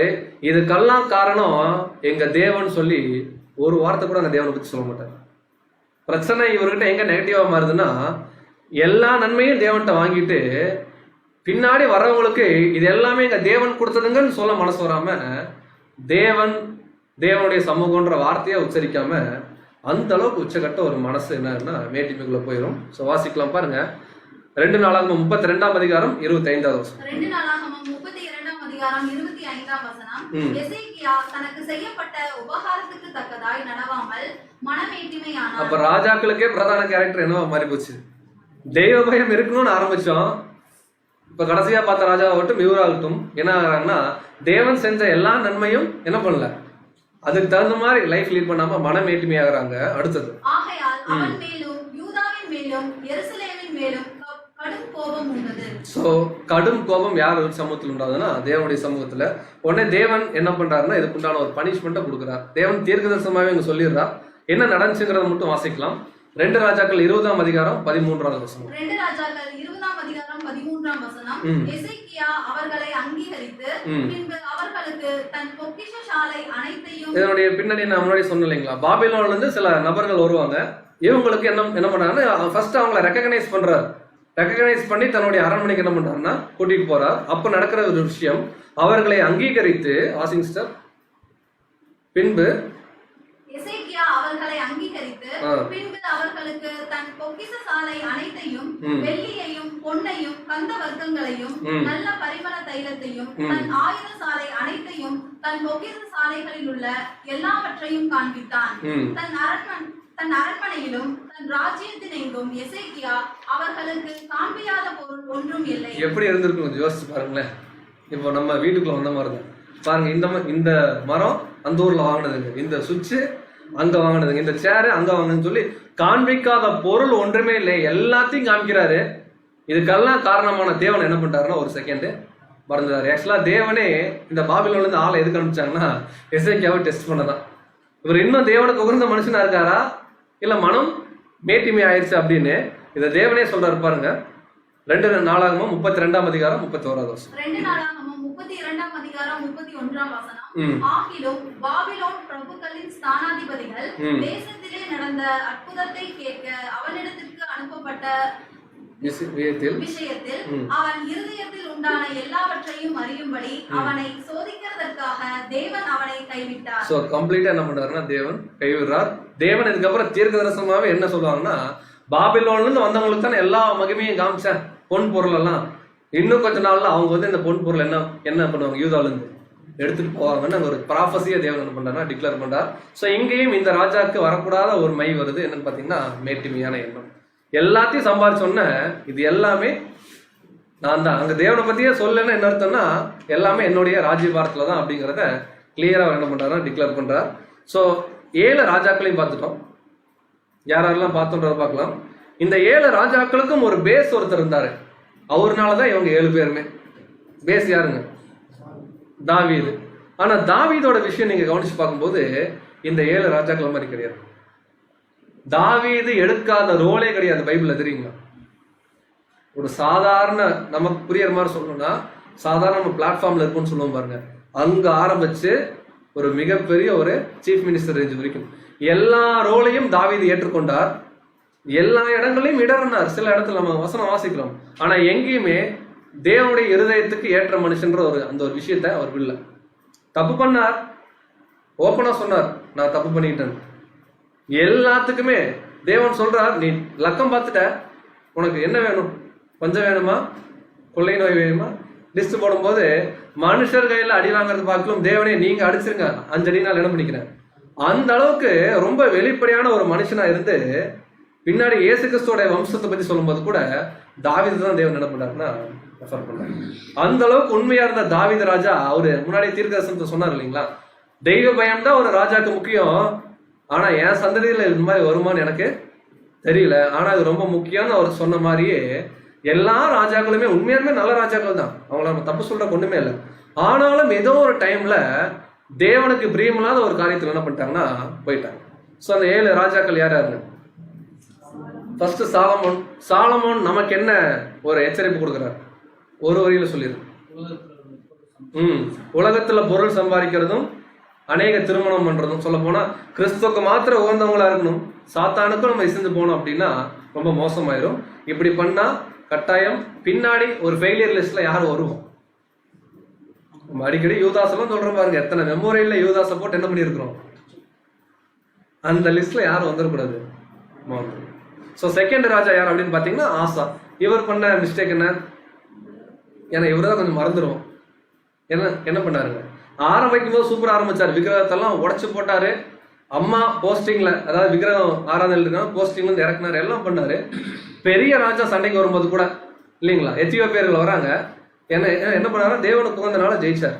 சின்ன படை வரும்போது பக்கத்து நாட்டுல போய் என்ன பண்ணிட்டாரு, அலைன்ஸ் போட்டாரு. அப்படின்னா நல்ல வழியில வராங்க, தேவனுக்கு உகந்த காரியம் பண்றாங்க, கொஞ்சம் நல்ல மேல வரும்போது என்ன ஆகுதுன்னா வழி விலகி போறாங்க. ஸோ இந்த ராஜா நமக்கு என்ன கற்றுக் கொடுக்குறாருன்னா, ஆரம்பிச்ச வாழ்க்கை பர்ஃபெக்டா இருந்தாலும் முடிவு எப்படி இருக்கணும், பர்ஃபெக்டா இருக்கணும். அதுக்கு ஒரு பெஸ்ட் எக்ஸாம்பிள் தான் இவர் கொடுக்குற லெசன். ஸோ இவர் குறித்து இதுக்கு முன்னாடி பார்த்துட்டோம் டீட்டெயிலாக. யோசபாத் ராஜா இவர் கொடுக்குற ஒரே லெசன் என்னன்னா, உலகத்தில் அலைன்ஸ், இவருக்கு தான் பர்டிகுலரா அது பொருந்தும். விபச்சாரிகளே தேவையில்லாத விஷயத்துல சம்பந்தம் கலந்தா கட்டாயம் ஒரு ஃபெயிலியர் புது சிருஷ்டி வாழ்க்கையில வரும். ஸோ இது இவர் சொல்லிக் கொடுக்கக்கூடிய ஒரு லெசன் பார்க்குறோம். 4வது யோவாஸ்னாவே நீங்க சண்டே கிளாஸ்னு வச்சுக்கோங்க, ஒரு புரியறதுக்காக சின்ன பண்ண. இவர் என்ன லெசன் கற்றுக் கொடுக்குறாருன்னா, சிறு வயதுல இருந்தே நல்லா போதிக்கப்பட்டு வளர்ந்த ஒரு மனுஷன் தான் கூட கைடன்ஸ் பண்ற கால் நமக்கு புரியுற மாதிரினா, பரிசுத்தாவின் வழிநடத்துதலை கேட்டு நடக்கிற வரைக்கும் பர்ஃபெக்டா இருக்கிறாங்க. கொஞ்சம் அந்த யோய்தா மரணம் அடைந்த பின்பற்ற மாதிரி கொஞ்சம் கைடன்ஸ்ல இருந்து அப்படி வெளியே போகும்போது யோய்தா பையனையே கொண்டார். தீர்க்கதரிசிகள் வந்தாங்க, அவங்க என்ன பண்ணாருன்னா கல்லெடுத்து அடிக்கிறார், அந்த மாதிரி விக்கிரக வழிபாடுக்குள்ள போறாரு. ஸோ என்னன்னா நல்லா ஆரம்பிச்ச வாழ்க்கை பின் நாட்கள்ல ஏன் போகுதுன்னா, சரியான கைடன்ஸ் என்னன்னு பாத்தீங்கன்னா அங்க இல்லாத ஒரு சூழ்நிலை. இப்ப நம்மளும் புது சிருஷ்டி ஆரம்பிச்சிருக்கோம், லைஃப் போயிட்டு தான் இருக்கு. ஒரு ஸ்டேஜுக்கு அப்புறம் ஒருவேளை வழி விலகிறோம் அப்படின்னா பிரச்சனை என்னவா இருக்குன்னு பாத்தீங்கன்னா, இது வரைக்கும் ஒரு சரியான கைடன்ஸ்ல இருந்திருப்போம், அந்த அந்த அந்த கைடன்ஸ் நம்மளுக்கு என்ன இருப்போம் போயிருக்கும். அது என்னன்றதை நம்ம கண்டுபிடிக்கணும், வேற ஒன்றும் இல்லை, பைபிள் தான் தேவனுடைய கைடன்ஸ், பரிசுத்தாவி தான் நம்ம பார்க்கணும். ஸோ இது இவர் கற்றுக் கொடுக்கக்கூடிய லெசன். அடுத்து அமத்சியா, இவரு கொஞ்சம் பரிச்சயம் இல்லாத ராஜா தான். இவர் சொல்லிக் கொடுக்கக்கூடிய லெசன் என்னங்க, அமத்சியானா ஏதோம்னு வச்சுக்கோங்க. இவர் நல்ல தேவனுக்கு உகந்த மனுஷனா இருக்கிறாரு, போய் ஏதோம அடிச்சு ஜெயிக்கிறாரு. காரணம் தேவனுடைய கைடன்ஸ்ல. ஏதோமியர்கள் சேயருடைய அந்த பட்டணத்துல இருக்கிற விக்கிரகத்தை கொண்டு வந்து, நீ எனக்கு இனிமேல் என்ன பண்ணு, கைடன்ஸ் கொடு, கம்ப்ளீட்டா விக்கிரக ஆராதனை, தேவனை விட்டுட்டு மனுஷனை நம்பர் மாதிரி. ஸோ இந்த தவறையும் ராஜாக்களான அழைப்புக்குள்ள வந்து நம்ம பண்ணிடக்கூடாதுங்கிறது இவர் சொல்லி கொடுக்குறார். 6வதா பார்த்த ராஜா என்னன்னா உசியா, ஒருபடி மேல மேட்டிமே. நான் நினைச்சதெல்லாம் நடக்குது தேவனுடைய சமூகத்துல அப்படின்னு உடனே நம்மளாம் என்ன நினைச்சக்கூடாதுன்னா, அப்புறம் என்ன பண்ணாலும் கரெக்ட். ஸோ இந்த கரெக்ட் தான் அவருடைய மனமேட்டுமே. ஆலயத்துல போய் தூபம் காட்டினார். கோராக பண்ணாங்க இல்லைங்களா, கோராக சொல்லலாம் இல்லையா, ஒன்றும் பிரச்சனை இல்லையா, நீங்க மட்டும்தான் தேவனுக்கு தூபம் காட்டுவீங்களா, நாங்க அதே மாதிரிதான் இவரும் பண்ணாரு. மனமேட்டிமையாகி பனிஷ்மெண்ட் வாங்கினார், குஷ்டம் வந்துருச்சு நம்ம பார்க்கணும். கடைசியா நம்ம பார்த்த ராஜா யாருன்னு பாத்தீங்கன்னா எசேக்கியா. ஸோ எசேக்கியா வந்து ரொம்ப பர்ஃபெக்டா நமக்கு தெரியும், பைபிள் ரொம்ப கிளியரா இருக்கு. ஆனாலும் கடைசி டைம்ல அவர்கிட்ட இருந்த ஃபெயிலியர் என்னன்னா, எல்லாமே தேவன் அனுகூலமா கொடுக்கும்போது நன்றி அறிதல் இல்லாதவரை மாறிட்டார். தேவனும் மறந்துட்டார், எல்லாமே நான் தான் சொல்லி பாபிலோன்ல இருக்கவங்ககிட்ட என்ன பண்றாருன்னா உச்சகட்ட மனமேட்டிமையை காமிச்சாரு. தேவன் அதுக்கும் ரிசல்ட் கொடுத்துட்டார். இந்த பாபிலோனியர்கள் தான் இந்த தேசத்தை என்ன பண்ணுவாங்க, குடிப்பாங்கன்னு சொல்லிட்டார். ஸோ இதுதான் இந்த 7 ராஜாக்கள் இருந்து அவர்கள் செய்த சிறு சிறு பிழைகள் இருந்து ராஜாக்களா மாறக்கூடிய தேவனுடைய பிள்ளைகள் நாம் கற்றுக்கொள்ளக்கூடிய முக்கியமான ஒரு லெசன் பார்க்குறோம். ஸோ இந்த பாடத்துக்கு இறுதியாக ஒரு 2 வசனம் பார்த்து நம்ம இந்த பாடத்தை முடிக்கலாம். வாசிக்கலாம். 1 கொரிந்தியர் 10ஆம் அதிகாரம் 11 மற்றும் 12. 1 கொரிந்தியர் 10ஆம் அதிகாரம் 11 மற்றும் 12ஆம் வசனம். இவைகள் எல்லாம் திருஷ்டாந்தங்களாக அவர்களுக்கு சம்பவித்தது, உலகத்தின் முடிவு காலத்தில் உள்ள நமக்கு எச்சரிக்கை உண்டாக்கும்படி எழுதப்பட்டு இருக்கிறது. ரொம்ப நாள் ஆச்சு இல்லைங்களா அந்த வசனம் பைபிள்ல படிச்சு. இவைகள் எல்லாம் இந்த ராஜாக்களுக்கு ஏதோ சம்பவிக்கணும்னு தான் நடந்திருக்கே தவிர அவர்களை குறை சொல்லவோ அவங்க மோசமான ராஜான்னு சொல்றப்போ இங்க நம்ம வரல. அது நம்முடைய வேலையும் அல்ல. இதெல்லாம் நமக்கு ஒரு லெசன். எதுக்கு அப்படின்னா உலகத்தின் முடிவு காலத்துல வாழக்கூடிய நமக்கு ஒரு எச்சரிப்பு உண்டாகும்படி என்ன பண்ணப்பட்டிருக்குன்னா எழுதப்பட்டிருக்கு. அடுத்தது, இப்படி இருக்க தன்னை நிற்கிறவன் என்று எண்ணுகிறவன் விழாதபடிக்கு எச்சரிக்கையாக இருக்க. சோ இந்த பாடம் கொடுக்குற மேஜர் லெசன் என்னன்னா, நான் பர்ஃபெக்டா என்ன பண்றேன், சத்தியத்துல நடந்துட்டு இருக்கேன், எல்லாமே கரெக்டா இருக்கு, தேவன் நல்லா கொண்டு போறான்னு சொல்லி நிற்கிறேன் என்று எண்ணுகிறவன் விழாதபடிக்கு. இந்த 7 ராஜாக்களும் பாத்தீங்கன்னா ஆல்மோஸ்ட் பர்ஃபெக்ட் தான்.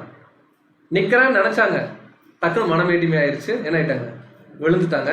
ஸோ இங்க நம்ம கொடுக்குற ஒரு லெசன் கூட என்னன்னா, நிக்கிறேன் என்று நம்ம நினைச்சிட்டு இருந்தோம் அப்படின்னா நம்ம சபை தான் ஆயிரும் அப்படின்னு நினைக்கிறத விட தேவனுடைய கிருபை அவருடைய வழிநடத்துதல எப்பொழுதும் டிபெண்ட் பண்ணணும் அப்படிங்கிறது தான் இந்த பாடம் நமக்கு கற்றுக் கொடுக்குது. விழாதபடிக்கு நம்ம என்ன பண்ணணும், எச்சரிக்கையா இருக்குன்னு நம்ம பார்க்குறோம். ஸோ நமக்கு உபத்திரவங்கள் வரும், பாடுகள் வரும், கஷ்டம் வரும், எதை பத்தியும் கவலைப்பட தேவையில்லை, யாரை மாத்திரம் நம்பினா போதும். ஸோ அதான் அப்போஸ்தலர் பவுல் நம்ம கற்றுக் கொடுக்குறார். இந்த வசனத்தை மட்டும் படிச்சு இந்த பாடத்தை நிறைவு பண்ணலாம். அப்போஸ்தலர் 20ஆம் அதிகாரம் 23 மற்றும் 24. அப்போஸ்தலர் 20ஆம் அதிகாரம் 23 மற்றும் 24ஆம் வசனம். கட்டுகளும் உபத்திரவங்களும் எனக்கு வைத்திருக்கிறது என்று பரிசுத்த ஆவி பட்டணம் தோறும் தெரிவிக்கிறதை மாத்திரம் அறிந்திருக்கிறேன். ஒரு புது சிஷ்யோட வாழ்க்கை இந்த மாதிரி தவறுக்குள்ள போகாம ஒரு பர்ஃபெக்டா வாழும்போது கூட இந்த ராஜாக்களுடைய லைஃப் மாதிரி பார்க்கும்போது நிறைய பிரச்சனைகள் வரும், நமக்கு நல்லா தெரியும். தெரிஞ்சுதான் இந்த சத்தியத்துக்குள்ள என்ன பண்ணிருக்கோம்னா வந்து ஓடிட்டு இருக்கோம். அடுத்தது 24ஆம் வசனம். ஆகிலும் அவைகளில் ஒன்றையும் குறித்து கவலைப்படாம. சோ நம்முடைய தாட் என்னன்னா, இத ஒன்ன குறிச்சு கூட நம்ம என்ன பண்ணக்கூடாது, ஐயோ இப்படி ஆயிருமே, கவலைப்படாதீங்க. அடுத்தது, என் பிராணனையும் நான் அருமையாக எண்ணேன். ஒருவேளை இந்த சத்தியத்துக்காக நம்ம ஜீவன் கொடுக்க தேவன் ஒரு வாய்ப்பு கொடுக்குறாரு அப்படின்னா கூட தேவனுக்கு உகந்த வகையில நான் மறிச்சிருவேன் அப்படின்னு சொல்லி நம்ம வாழ்க்கையை கொடுக்கணும். அதான் என் பிராணனையும் நான் அருமையாக எண்ணேன். என் ஓட்டத்தை சந்தோஷத்தோட முடிக்கவும். சோ இப்போ நம்முடைய லைஃப், என் ஓட்டத்தை நம்ம என்ன பண்ணணும், சந்தோஷமாய் முடிக்கவும், தேவனுடைய கிருபையின் சுவிசேஷத்தை பிரசங்கம் பண்ணவும் படிக்கு நான் கர்த்தராகிய இயேசுவின் இடத்தில் பெற்ற ஊழியத்தை நிறைவேற்றவும் விரும்புகிறேன். சோ இந்த பாடத்துடைய கன்க்ளூஷன் கூட நம்ம என்னன்னா, எவ்வளவு பிரச்சனை பாடுகள் இந்த சத்திய நிமித்தமா நம்ம வந்தா கூட ஃபர்ஸ்ட் விஷயம், இந்த ராஜாக்கள் மெயினா சொல்றது விக்கிரக ஆராதனை கூடாது, மனமேட்டிமை ஆயிரவே கூடாது, விட்டு வந்த வழியை திரும்பி என்ன இருக்கக்கூடாது, போய் பிடிச்சிக்க கூடாது. பிரச்சனை வருந்தா, உபத்திரம் வருந்தா, சத்தியத்துக்காக எல்லாத்தையும் டாலரேட் பண்ணிட்டு நான் இன்னைக்கு செத்தா கூட பரவாயில்ல, தேவன் எனக்கு கொடுத்த ஊழியத்தை இன்னைக்கே நான் நிறைவேற்றி என்ன பண்ணணும், நான் மறிக்கணுங்கிற ஒரே ஒரு முக்கியமான ஒரு குறிக்கோளோட ஒரு புது சிருஷ்டி வாழணும் அப்படிங்கிறதா தேவன் இந்த பாடத்தில் கற்றுக் கொடுக்கிறார். ஸோ இந்த பாடத்தை தேவன் தாமே ஆசீர்வதித்து தருவாராக. பொறுமையோடு கேட்டவங்க அனைவரையும் தேவன் தாமே ஆசீர்வதிப்பாராக. ஆமென்.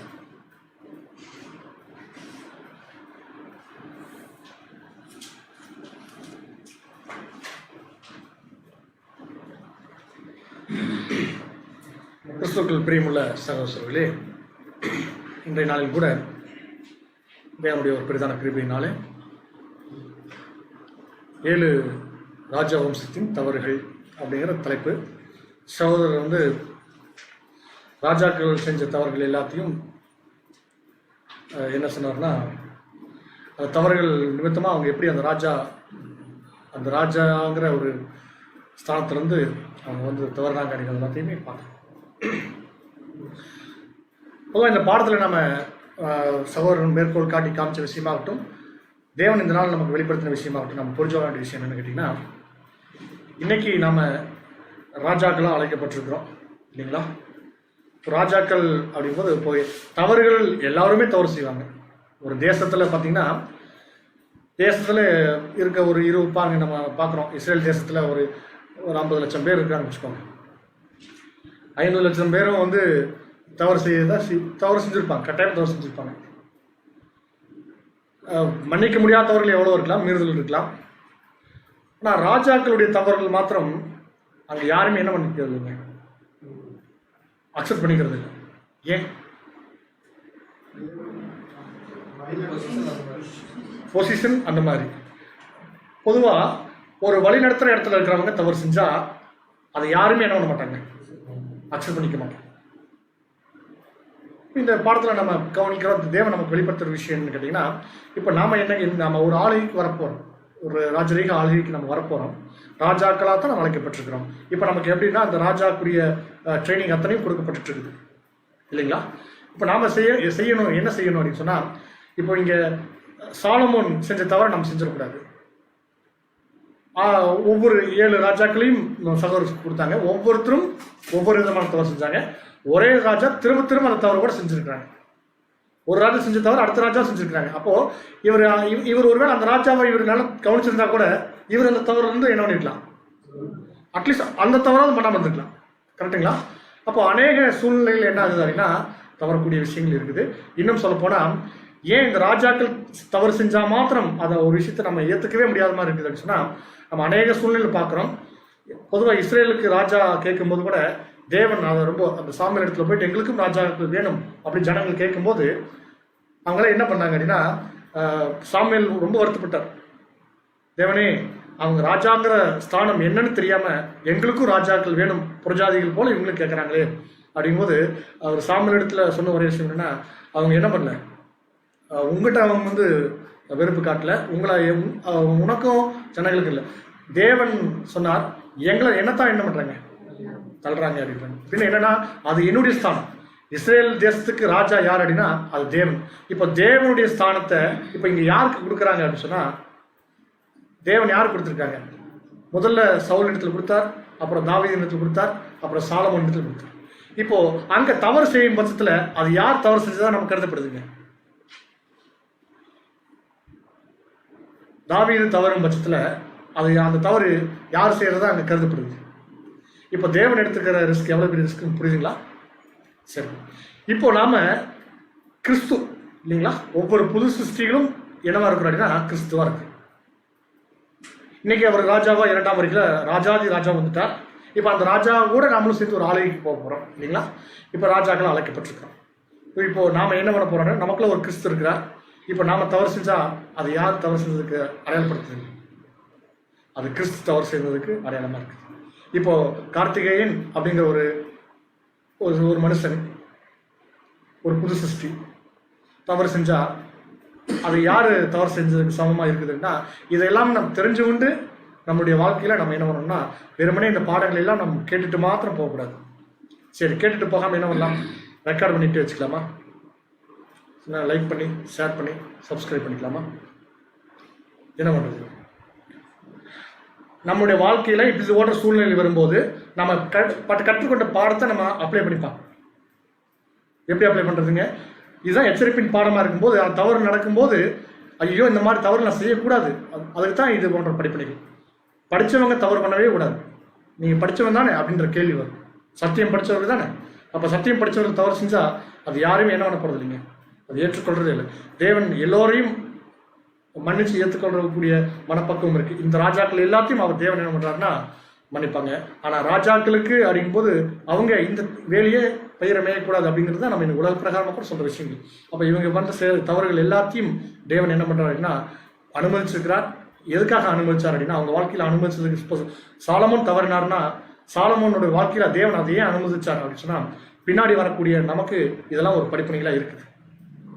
அங்கே சாலமோன் தவறு இல்லைங்க, சாலமோனை தேவன் தவறதுக்கு அனுமதிச்சிருக்கிறார். ஏன்னா இன்னைக்கு பின்னாடி சாலமோன்கள் நிறைய சாலமோன்கள் வரப்போறாங்க. சாலமோன்கள் எப்படி சொல்றதுன்னா, அவங்க நம்மளுடைய வாழ்க்கைக்கு சாலமோனெல்லாம் ஒரு முன் உதாரணமாக இருக்கிறாங்க. தவறு, இந்த மாதிரி தவறுகள் நம்ம செய்யக்கூடாது. ஒரு ஜாதி இடத்துல நம்ம கலக்கக்கூடாதுன்னா கலக்கக்கூடாது தான்.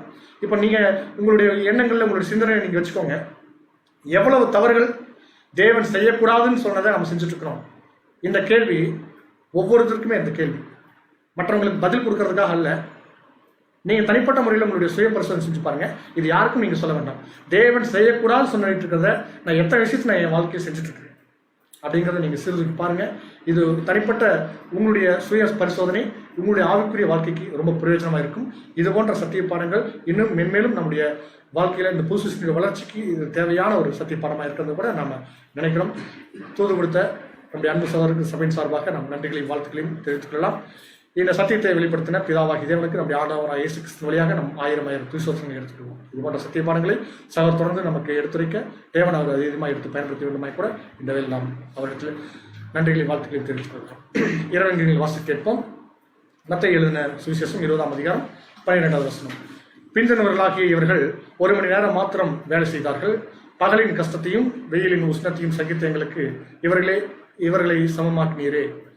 விளக்கம்: யார் ஆவியினால் ஜனிப்பிக்கப்பட்டிருக்கிறார்களோ அவர்கள் தாங்கள் அழைக்கப்பட்ட சுவிசேஷத்தின் ஒரே பரம் அழைப்புக்குரிய பரிசுக்காக ஓட வேண்டும். இந்த பரிசு எத்தன்மையானது என்பதை உணர்ந்தவர்கள் மட்டுமே அதற்குரிய ஓட்டத்தில் மனப்பூர்வமாக தங்களுடைய எல்லாவற்றையும் தியாகம் செய்து ஓட தயாராக இருந்து அதே பந்தய பொருளுக்காக ஓடுகின்ற மற்றவர்களையும் அழைத்து செல்ல முடியும். இப்படிப்பட்ட தீர்க்கமான முடிவுக்கு வந்தவர்கள் சத்தியத்தை ஏற்றுக்கொண்டு காலம் தாழ்த்தாமல் முழு மனதோடு பிரதிஷ்டிக்கு தங்களை ஒப்புக் கொடுக்கும் பொழுது ஆவியினால் ஜனிப்பிக்கப்படுவார்கள். எனவே பந்தயத்தில் ஓடுகின்ற உடன் ஊழியரே, இலக்கை நோக்கி பந்தயத்தில் முன்னேறுவீர்களாக. நீங்கள்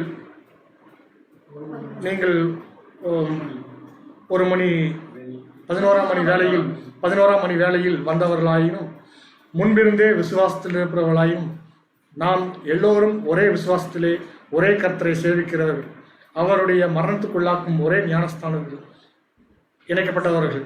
இப்படிப்பட்ட யாவருக்கும் ஜீவ கிரீடம் பரலோகத்தில் ஆயத்தமாக்கப்பட்டிருக்கிறது என்பது. ஒரு சில தவறுகள் இருந்தால் நீங்கள் தயவாக மன்னிக்கும்படியாக உங்களிடத்தில் கேட்டுக்கொள்ளப்படுகிறது. இந்த நாளுக்குரிய இறுதி ஜெபத்தை நம்முடைய அன்பு சகோதரர் வினோத் பாபு பிரதர்கள் வந்து ஜெபிக்க முடியாது சபையின் சார்பாக அவரை சகோதரை முன்னழைக்கிறோம். ஜெபத்தை தொடர்ந்து ஒரு சில அறிவிப்புகள் நம்முடைய அன்பு சகோதரர் ஜேம்ஸ் பாஸ்கர் அவர்கள் வந்து வழங்குவாங்க. அந்த அறிவிப்புகளோடு இந்த நாளுக்குரிய கூடுகை தேவ சமாதானத்தோடு நிறைவடையும்.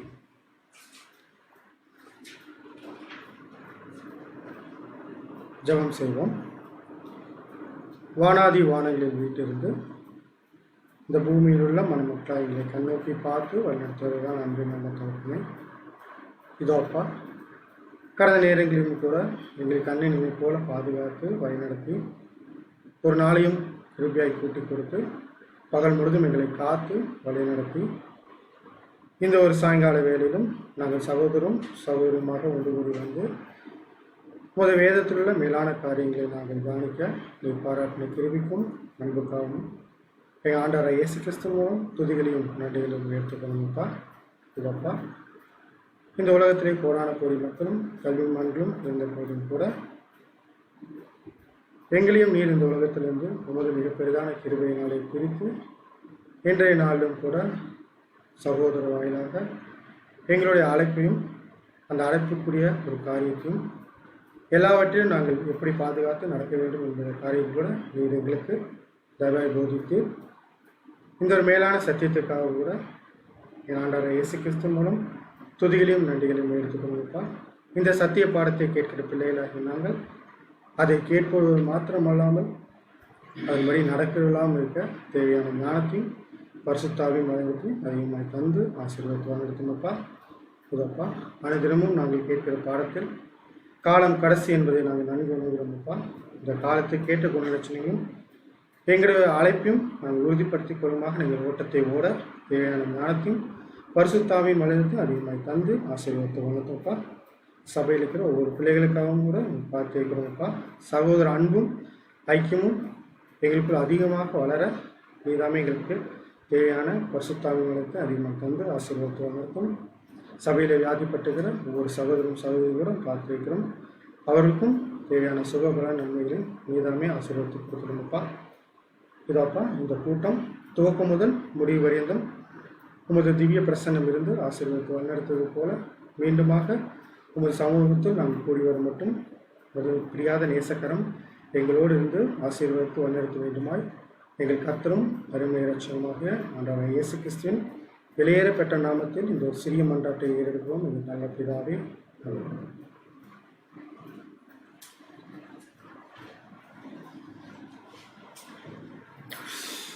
அன்புக்குரிய சகோதர சகோதரிகளே, விசேஷமான அறிவிப்புகள் எதுவும் இல்லை. வழக்கம் போல் நம்முடைய மாலை கூட்டம் தொடர்ந்து நடைபெறும் என்பதை உங்களுக்கு தெரிவித்துக் கொள்கிறோம். அதே மாதிரி இந்த நிகழ்ச்சி முடிச்சதுக்கப்புறம் 10 மணிக்கு நடக்கக்கூடிய அந்த குவிஸ் ப்ரோக்ராமில் கோவையில் இருக்கக்கூடிய அனைத்து சகோதர சகோதரிகளும் குரூப்பில் பார்ட்டிசிபேட் பண்ணும்படியாகவும் அன்புடன் கேட்டுக்கொள்ளப்படுகிறது. அதில் அடுத்த வாரத்திலிருந்து வேறு சில பிளான்ஸ் எல்லாம் சேஞ்ச் ஆகிருக்கு. அதுக்கு முன்னாடி அனைவரும் அதில் பங்கு பெற்றாதான் பிரயோஜனமாக இருக்குது அப்படிங்கிறத உங்களுக்கு தெரிவித்துக் கொள்கிறோம். மீண்டும் நாளை மாலை 7:15 சத்திய தோரணம் சந்திப்போம். தேவன் நம் அனைவரையும் ஆசீர்வதித்து வழி நடத்துவாராக. ஆமென்.